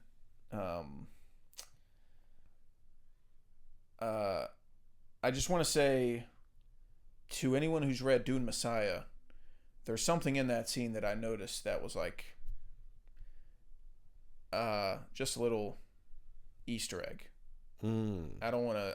That's as vague as I'll get. Okay. But anyone who's read it, which I think that I know of, is only Oscar. I think Oscar's the only guy I know that's read it, but I think he knows what I'm talking about. But anyways, that scene's fucking awesome. And then he comes back to life, and he goes, ah! Yeah, dude. And then just fucking, God. They drop him, and he comes back up to fucking give him another what for. Yeah. That gets me going. Also, I don't know how I didn't notice this the first time or the first 5 times. It's actually pretty embarrassing that I didn't notice it, but I just realized this watch that when Dr. Kynes splits off from Paul and Jessica and goes on her own way, and she's standing on the edge of the dune, and she's got the things in each hand. And the worm's coming towards her. I did not know she was about to hitch a ride on the worm. Oh yeah, dude. That's how I knew know. it was coming in the future. I don't know what I thought she was doing.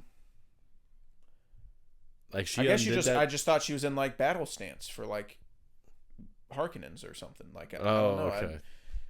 I didn't know she was hitching a ride on the worm. Yeah. But then now that I've seen the part 2 trailer, and that's how Paul stands when he's like, about to ride the worm. Yeah.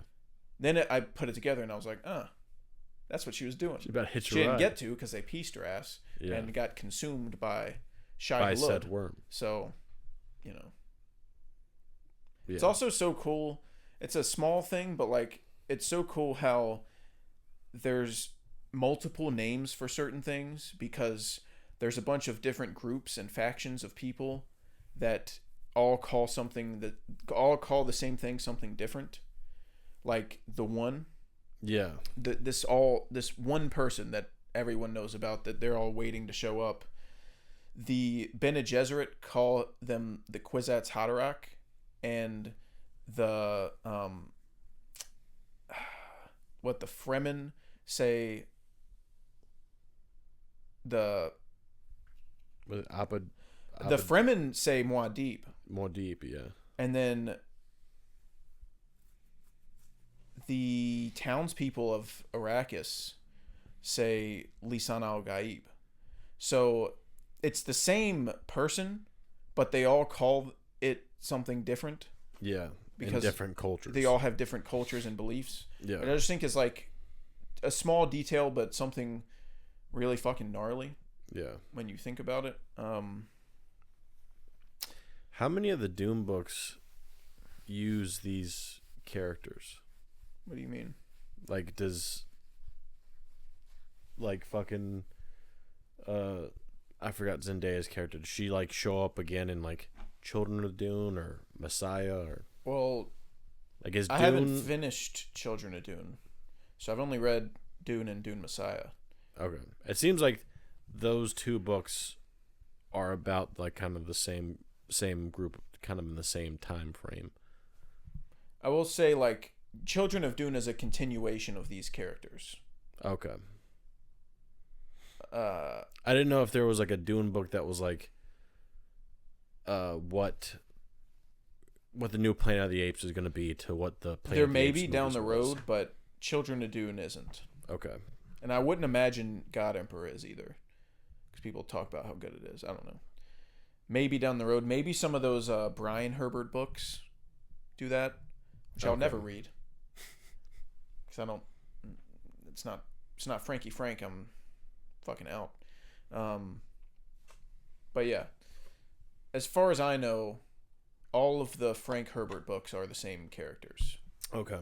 Or the characters' children, or whatever. Yeah. But the same story. I love the effect that they did to portray the voice, especially when you watch it in theaters. IMAX fucking shook, dude. Yeah, and it's like there's like a slight delay when you see his mouth move, and then like half a second later, the fucking bass starts going crazy in the theater. Oh, it's fucking awesome. Dude, the voice is a little OP. Yeah. It's really fucking OP. The helicopter scene. Yeah. You just... free us. Yeah. Get out of here. And then it just jumps out. Yeah. I love that Paul's first reaction, like his first instinct when he was trying to get out of that situation in the helicopter, was to get her gag taken out, because he knew the second her gag was taken out, she could fuck all of them up. Yeah. Just with the voice. She's a master of the voice, and he's still learning the voice. Yeah. Yeah, I love it. It's playing right now in the background. I fucking love it. You know something I still don't quite... Is that... that guy reminds me of Rictus Erectus. I mean, it might be. It does kind of look like him. Could be. The lighting in that scene is so fucking good. That green lighting. But you know something I still don't quite understand, and maybe it's not like explored enough in the movie, but like his mom is kind of a weird character. I kind of felt the same way upon first watch. I thought it would make more sense second watch, but it seems like she's like really worried about Paul, which I get, she's his mom. But she also raised him, like, she went against the witch's wishes and like raised Paul as the one. But now she's like scared that he could be the one, almost. You know what I mean? Well, and then like he went on he went into that trial when she's like, put your hand in the box, and I'm like, if he had failed that, they would have killed your fucking son. It's pretty crazy. Well, yeah, but I mean, she can't do anything about that. But if she hadn't taught him in the ways of like the voice and stuff, they wouldn't have had to do that. Like they're testing him because she's raised him in their ways, and he could be the one. You know what I mean? Yeah. I mean, I guess I see what you're saying, but it's not. I don't have a problem with it. I just didn't know if you knew more. I mean, I would assume you'd know more than me about that whole situation. And if I'm getting ahead of myself, if it's something that like I'm not supposed to really understand yet, I get that. Well, I mean, he keeps telling people about his dreams and his visions, and they're pretty fucked up. So that is probably why she's like nervous. It's like I may have raised the one, but he's seeing bad shit. So did I fuck up? That's what I'd say. Okay, that I like that. Fucking.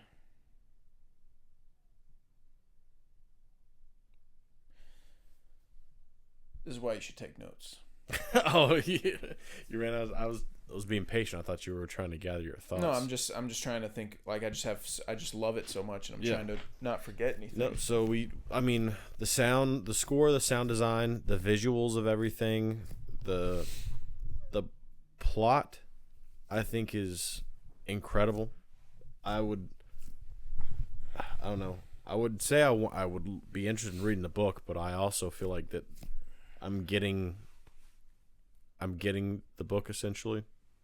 It's kind of like No Country for Old Men. Like I don't feel a need to read No Country for Old Men because I can just watch No Country for Old Men. You know what I mean? Well, I understand what you're saying about No Country, but I think for science fiction it's a little different because No Country is just Earth. Yeah. There's nothing, just a story, and it's really easy to grasp everything in the movie. But with Dune, there's a lot of stuff that they can't fully explain like it's explained in the book, and they can't fully go into like it is in the book. So that is beneficial to read Dune because, like, do you know who Thufir is? Thufir? Thufir, no. Yeah. So that's what I mean. Like, Thufir Hawat is the Atreides Mentat. Oh, the psychic guy. Yeah. Okay. Like, Mentats are a big part of the book, and you don't really get a lot of them in the movie, and you don't really know much about them. I did know that. I mean, it seems like every group has one. Yeah, kind of. Like, because fucking, I don't remember his real name, but the weird guy from Prisoners, he was their mentat for the Harkonnen. Mm-hmm.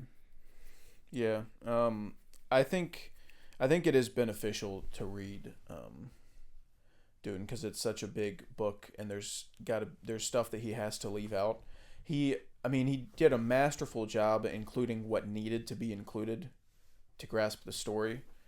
But there's also just like extra stuff that is cool. If you're a fan of the world and the story, then there's a bunch of stuff you can learn from the book. And so I'd say it's a little different than some other things. Like Fight Club, I feel like you don't really need to read the book. Yeah. It's pretty much the same. But yeah, everything. Dune I do recommend reading. And it's just, I mean, it's my favorite book. Like it's absolutely insane.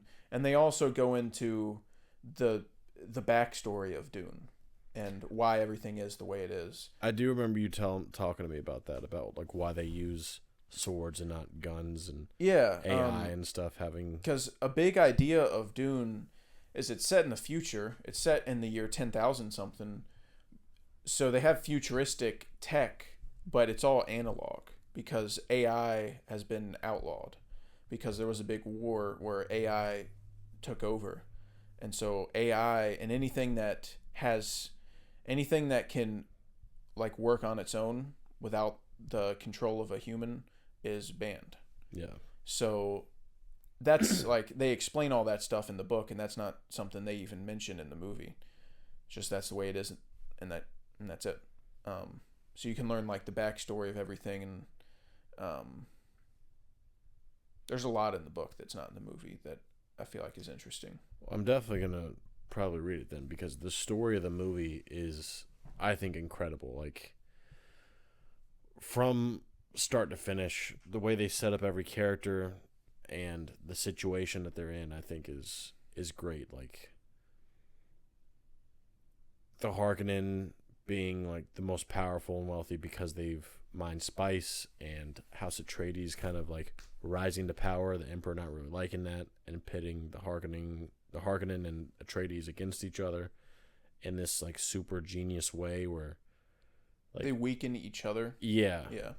And then that's he's just playing chess. That's crazy. Yeah. And then they both know like what's gonna happen. Like the Harkonnen know they're gonna attack. Atreides knows they're gonna attack, and that they're insanely outgunned and outmanned. Mm-hmm. I also love how the Harkonnens talked about the Atreides army, or military, or whatever you want to call it, legion, because the Baron says that they're gonna get the Sardaukar like in disguise to help them like attack Arrakis, and Beast Raban was like, why do we need their help? Like, we can fuck them up. Like, we're the Harkonnens. Yeah. And Piter was like, you must not know that the Atreides army has been trained by the two best swordsmen in the known universe, Duncan Idaho and Gally and Gurney Halleck. Yeah. Which I just thought was fucking awesome. Yeah. Like, just talking up the boys. The two best warriors in the world. Who trained Paul. Yeah. Which is like, this kid is a fucking demon. Yeah. Like, speaking of the combat, dude, he's combat trained by Duncan Idaho, and he was trained as a Bene Gesserit by his mom. Yeah. Like, lethal weapon. And he's the Duke's son. Like, yeah. This kid is fucking loaded. Yeah. And they, like, the training sequence with Gurney and Paul. It's so cool. Like, a genuinely well choreographed fight scene. Yeah. That, and then the battle in the end, like, those are really good choreographed fights. Yeah, it is. I noticed it a lot during the training scene. It's like, it's simple, but it's not overly stylized like a Sam Raimi fight or something. Like, it's pretty simple, but it's also like well put together, and you can see everything that's happening, and it seems real. It seems like a genuine. Yeah, it feels very fight. visceral and like in the moment. And what's mood to do with it? I love that. That's from the book. Blasts him, throws that knife at him. Yeah. Yeah. That's a great scene. Yeah. I love everything about it, dude. One thing that I still kind of am not sure, when he's getting chased, him and his mom are getting chased by Shai Hulud, they get to like this rock formation, and the worm stands like right in front of Paul and just looks at him. And then you hear a thumper, and he runs away. Mm-hmm. But I was like, there's a lot going on here. Did he not eat Paul because he senses something about him or something? Or was it just that there was a thumper? Or did he stop because they were on land? But it's like, I feel like he could still dog them they're on the edge of the land. He could still dog them if he wanted to. So it's like, I'm not sure exactly what all happened there, and why. Did he stop because it was the rock formation? Did he not eat Paul? Is that supposed to be like a sign or something that Shai Hulud likes Paul or something. I mean, I didn't even register in my head that he could be like he's the chosen one, and like the worm kind of like maybe sensed his power, but I took it as, you know, the worm's attracted by the vibrations. They're running across the sand, the worm's tracking them, and then all of a sudden they jump off the sand onto the rocks. And so now it's right at the surface and it doesn't feel any vibration anymore. So it comes up and it's just like sitting there waiting for something to happen. Yeah, but he's got to know that, like, oh, they just stopped. Like, I've been chasing them for 5 minutes now. He surfaced right where they stopped, and he's waiting for something to happen. And the next thing that happens is the thumper in the opposite direction. That so makes it goes sense. The opposite direction.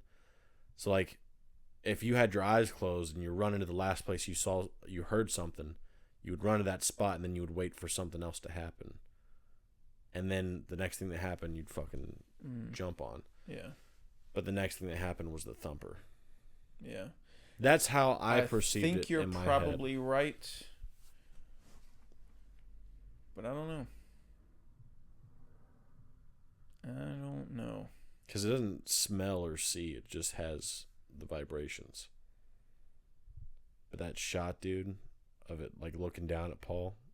Yeah. It's pretty fucking gnarly. Oh my god. Yeah. I think you're probably right. I don't think it can see or like sense. I don't know. I mean, those Fremen do love it. It is. I mean, it is maybe like it is a more creature. intelligent being than we think. Yeah.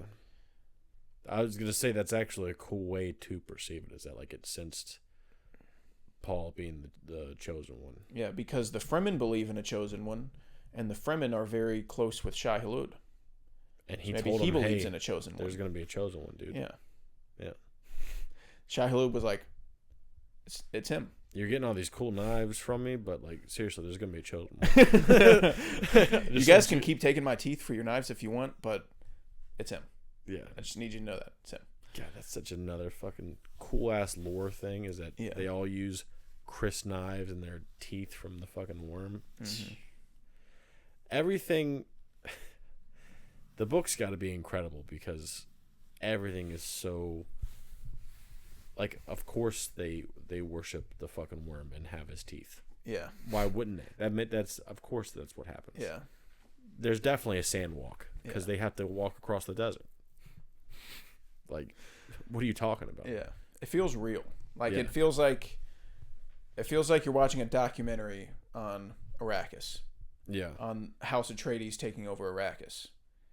Like that was my Letterboxd review. That was what I wrote about my, like, when we saw it in theaters. I was just like, it was nice for the Imperium to allow Denis to like do a documentary on House Atreides. Do like a National Geographic level fucking. Yeah.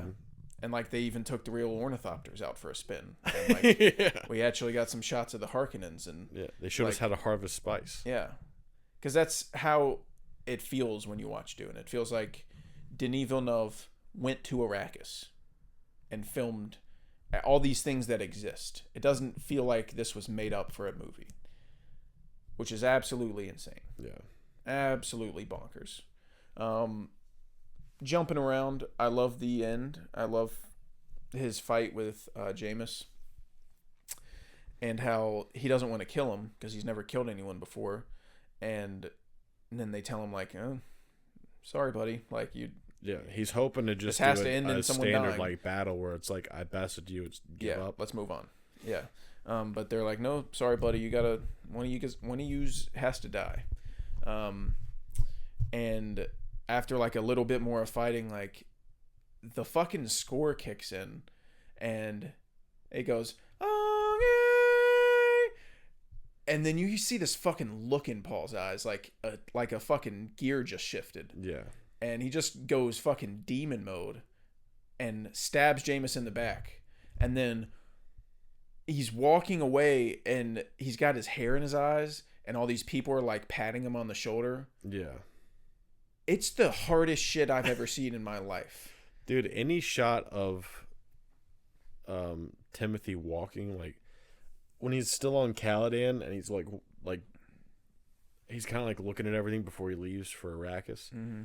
Fucking him with the long black hair, dressed in all black. He's got like a big black trench coat. Everything's black. He's got the black gloves on. There's like shit floating in the air for some reason. What the fuck is going on right now? This guy's crazy. Yeah. He's acting crazy right now. Yeah.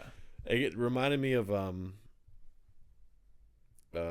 Adrian Brody walking through the hotel in like Grand Budapest. Like that was just so cool for some reason. Yeah. He's just wearing all black. He's got the black hair. Yeah.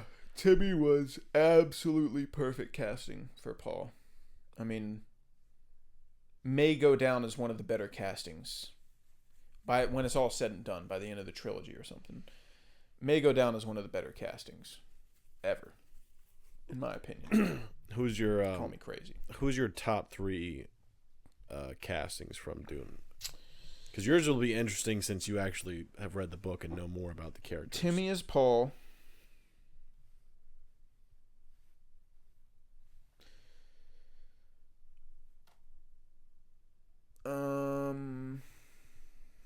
Are we counting Dune 2? You can count Dune 2.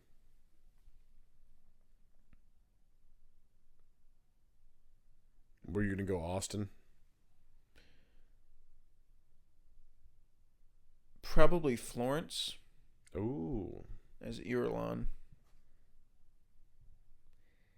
And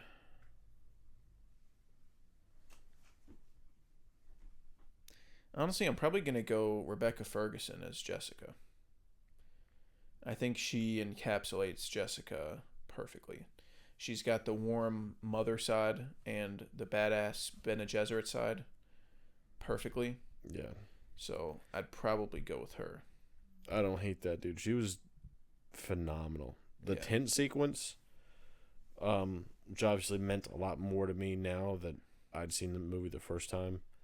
He's like, "A war in my name."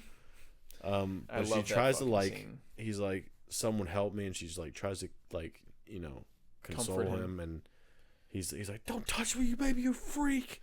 You Bene Gesserit made me a freak." Yeah, she's like starts crying, and then she comes right back to him and like wraps him up. I'm like, oh my god. Yeah. So sweet. Yeah, it's so complicated what's going on with them. Yeah. They have all this fucked up shit happening. Leto dies, and like, so Paul lost his dad, and Jessica lost her husband, and now Paul's dealing with all these visions and shit, and Jessica feels like it's her fault. She went against what she was advised to do, and now Paul's like losing it. Yeah. And then Paul also has this like, everyone thinks he's the one, but I'm sure he doesn't think want he's that the responsibility. One. Yeah. And he doesn't think he is. So like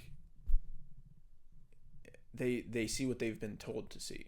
And yeah. I was just about to say that line is fucking crazy. Yeah. Every line is just hard as shit. Like God. His relationship with Duncan Idaho I love. Yeah. He's like his older brother. I love the if this isn't what do you say? If the Duke isn't what you wind up being, you'll still be the only thing I ever needed you to be, which is my son. I was like, oh my god, dude. Yeah. What are you doing to me, Oscar? Yeah. What a fucking dog. Yeah. It's an incredible movie, and I know people that like are unmoved by it, which is absurd. Like your wife? She doesn't like it. Probably because you have to be smart. No, I don't know. I don't know why she doesn't like it. But like a buddy of mine at work, like I mentioned that as being like an incredible movie, and he was like, like, what do you mean? What about it is Yeah. Point at one fucking thing, and tell me what's about it. Because the visuals are some of the best around, the performances are incredible, and the story's amazing. So like, what is subpar about that? I think it is a movie that movie people really like because they know how big blockbusters normally are supposed to look. And by supposed to, I mean like how they normally look. Like bad. Yeah. They normally look bad. Like Argyle. Like that's how Flash. A blockbuster normally looks. And we're talking about, this has a smaller budget. I want to look it up. I think the budget is lower than you would imagine.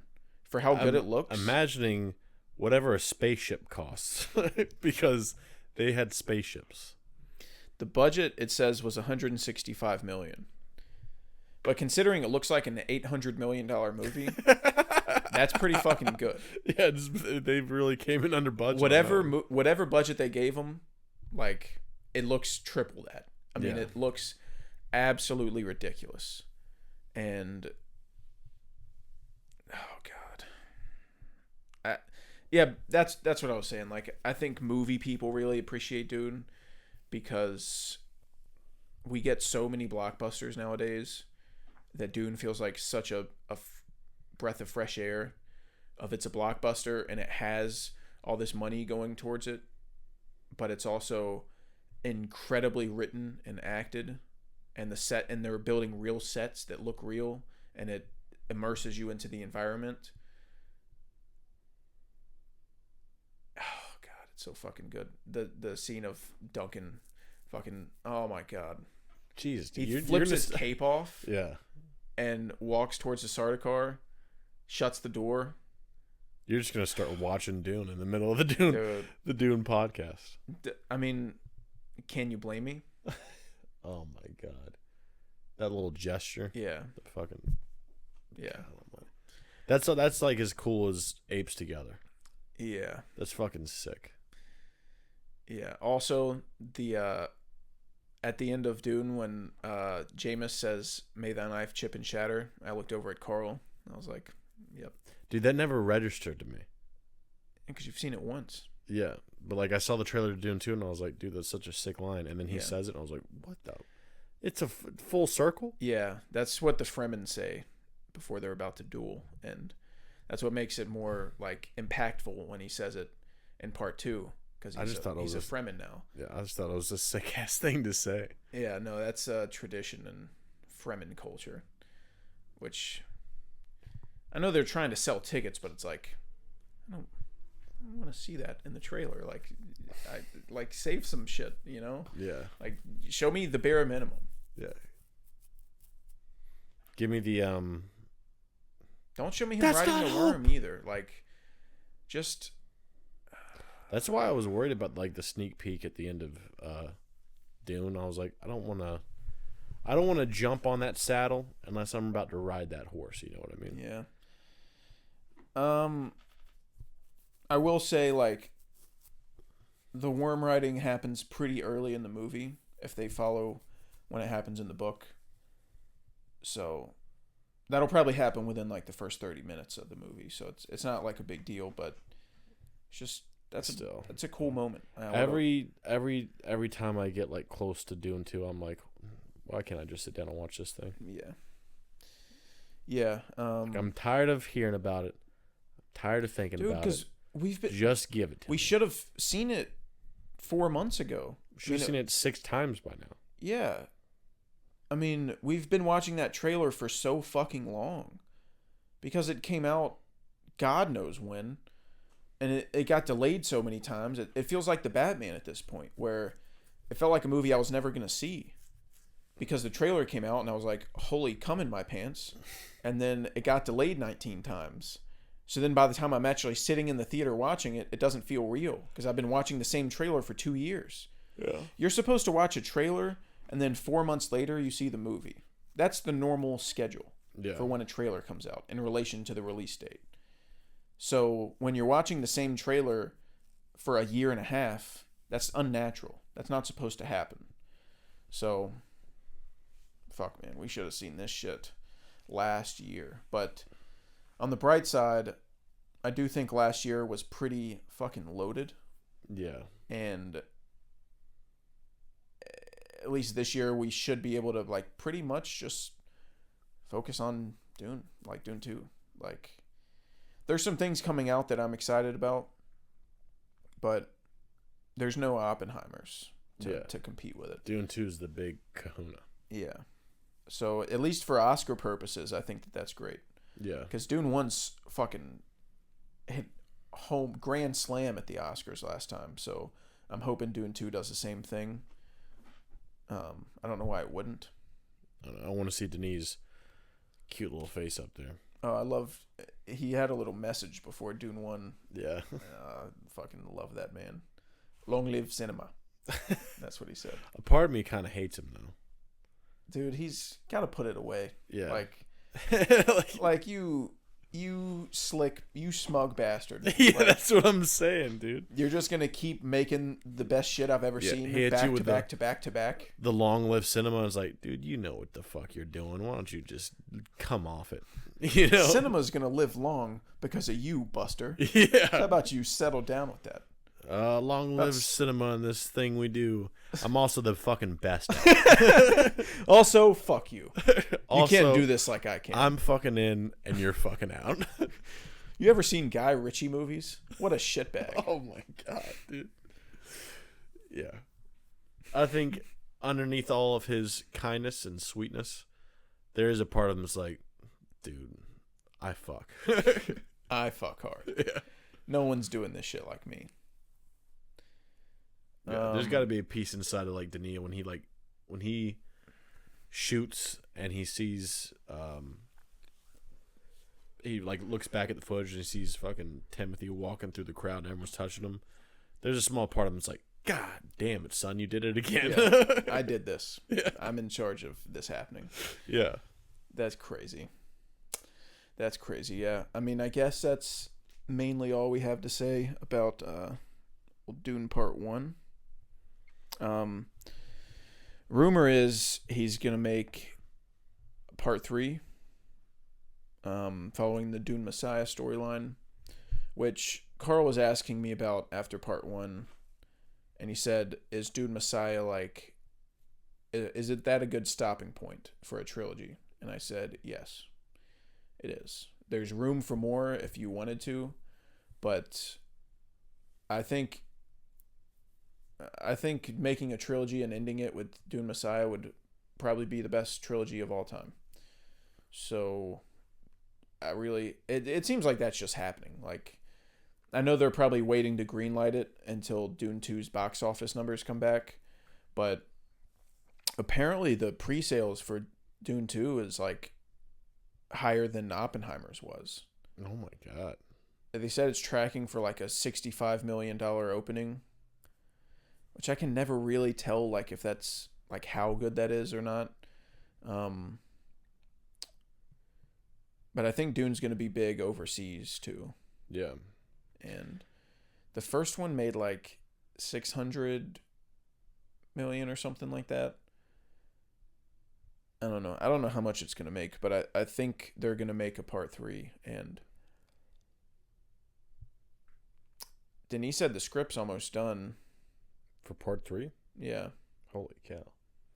Yeah. All I know is I need to try and scoop a Dune 4K Steelbook, and then when Dune 2 comes out. Yeah, you were hopefully fucking I didn't snoozing get for some Oppenheimer. reason when it came out the first time. I don't know, dude. I don't know. That and then Tenet, well, I do know why I didn't get the Tenet. The Tenet one doesn't look that cool to me. Fuck you. But Dune, I have no idea what you were thinking. Why don't I have that? Maybe you like weren't in love with it on first watch. No, I think I actually liked it more than you a little bit on the first watch. My only problem first watch was that I didn't expect it to end when it did. Yeah. I think we all had a little bit of that, but I think I was accepting of where it ended a little bit more. Yeah. I Maybe knew I it was a part anticipated 1. it. I went into it knowing it was a part 1, but when I was watching it, I loved it so much that I didn't realize how much time had went by. Yeah. And That happened in Spider-Man too. Yeah. Like, it's 2 hours and 45 minutes pretty much, and It's lightning quick. dude. It's Lightning McQueen quick. Yeah. It's so perfectly paced too. God, it's fucking awesome. Dude, the sound design when they're in the sandstorm is some of the best shit I've ever heard in my life. Like, Yeah. watching it in a theater, you feel like you're in that ornithopter with all the shit hitting the windshield and shit. Yeah. Oh my God. God, yeah. It's ridiculous. Absolutely ridiculous. I don't want to just ramble, I guess. Do you have anything else we should say about Dune? No, fucking go watch Greg it. Fraser. Didn't even mention his name for some reason.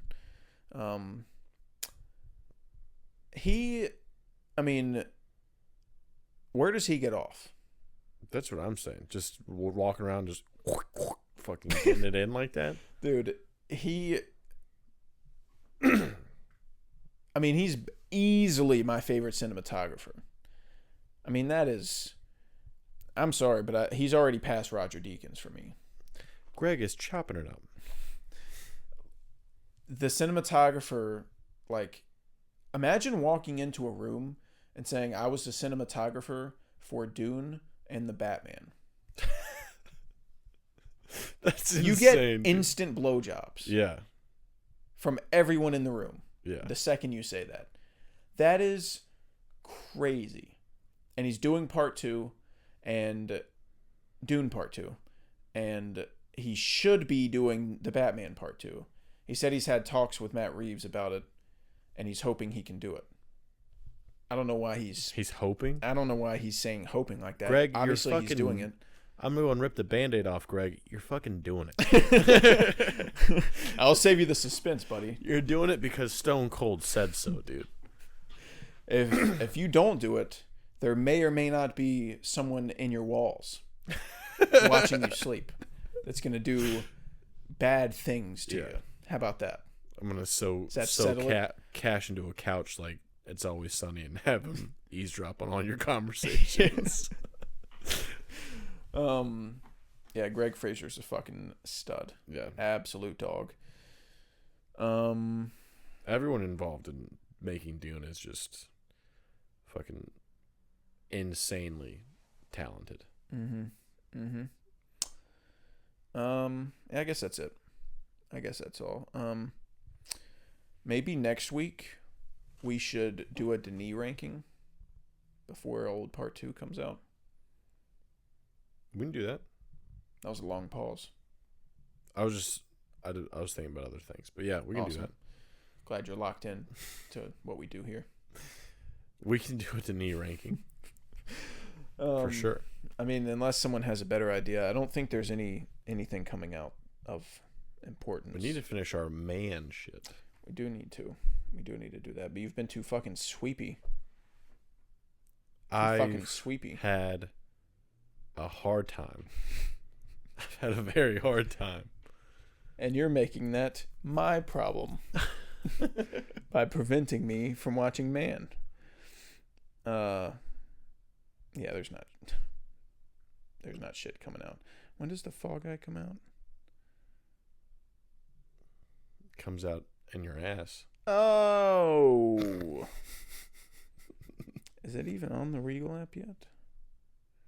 Are we just doing a bunch of phooey? Ooh, Shawshank Redemption coming back to theaters. Uh-oh. Nothing's coming out. So we'll have Man, Denis ranking. What else could we do? We may have cool. Man if you get your shit together. Well, tomorrow's my last day at this job. And I also have training the last half of the day, and they give me pizza. So you'll be fully charged. I'll say. Yeah, we'll plan on doing a Denis ranking next week. Okay. Could change. It could not happen, but I don't know what else we would talk about. It's either that or the Man Train. Yeah, but we won't. I don't think you realize how many Man movies we have to watch. We still have a lot left? Yeah. Oh. Damn. Yeah. So you're just spouting nonsense. And you have to watch Heat. Are we not both watching Heat? I just watched it. Oh. Okay. Just getting out of our fucking man order. You fucking scumbag. I just watched it. You fucking piece of human garbage. You fucking motherfucker, you. All right. I think that's all we got this week for the scoop. Thanks, everybody, for listening. We appreciate it. Hope you enjoyed. Heck yeah. Hope you had a good old time. And tune in next week for the next episode of the Film Scoop. Film Scoop.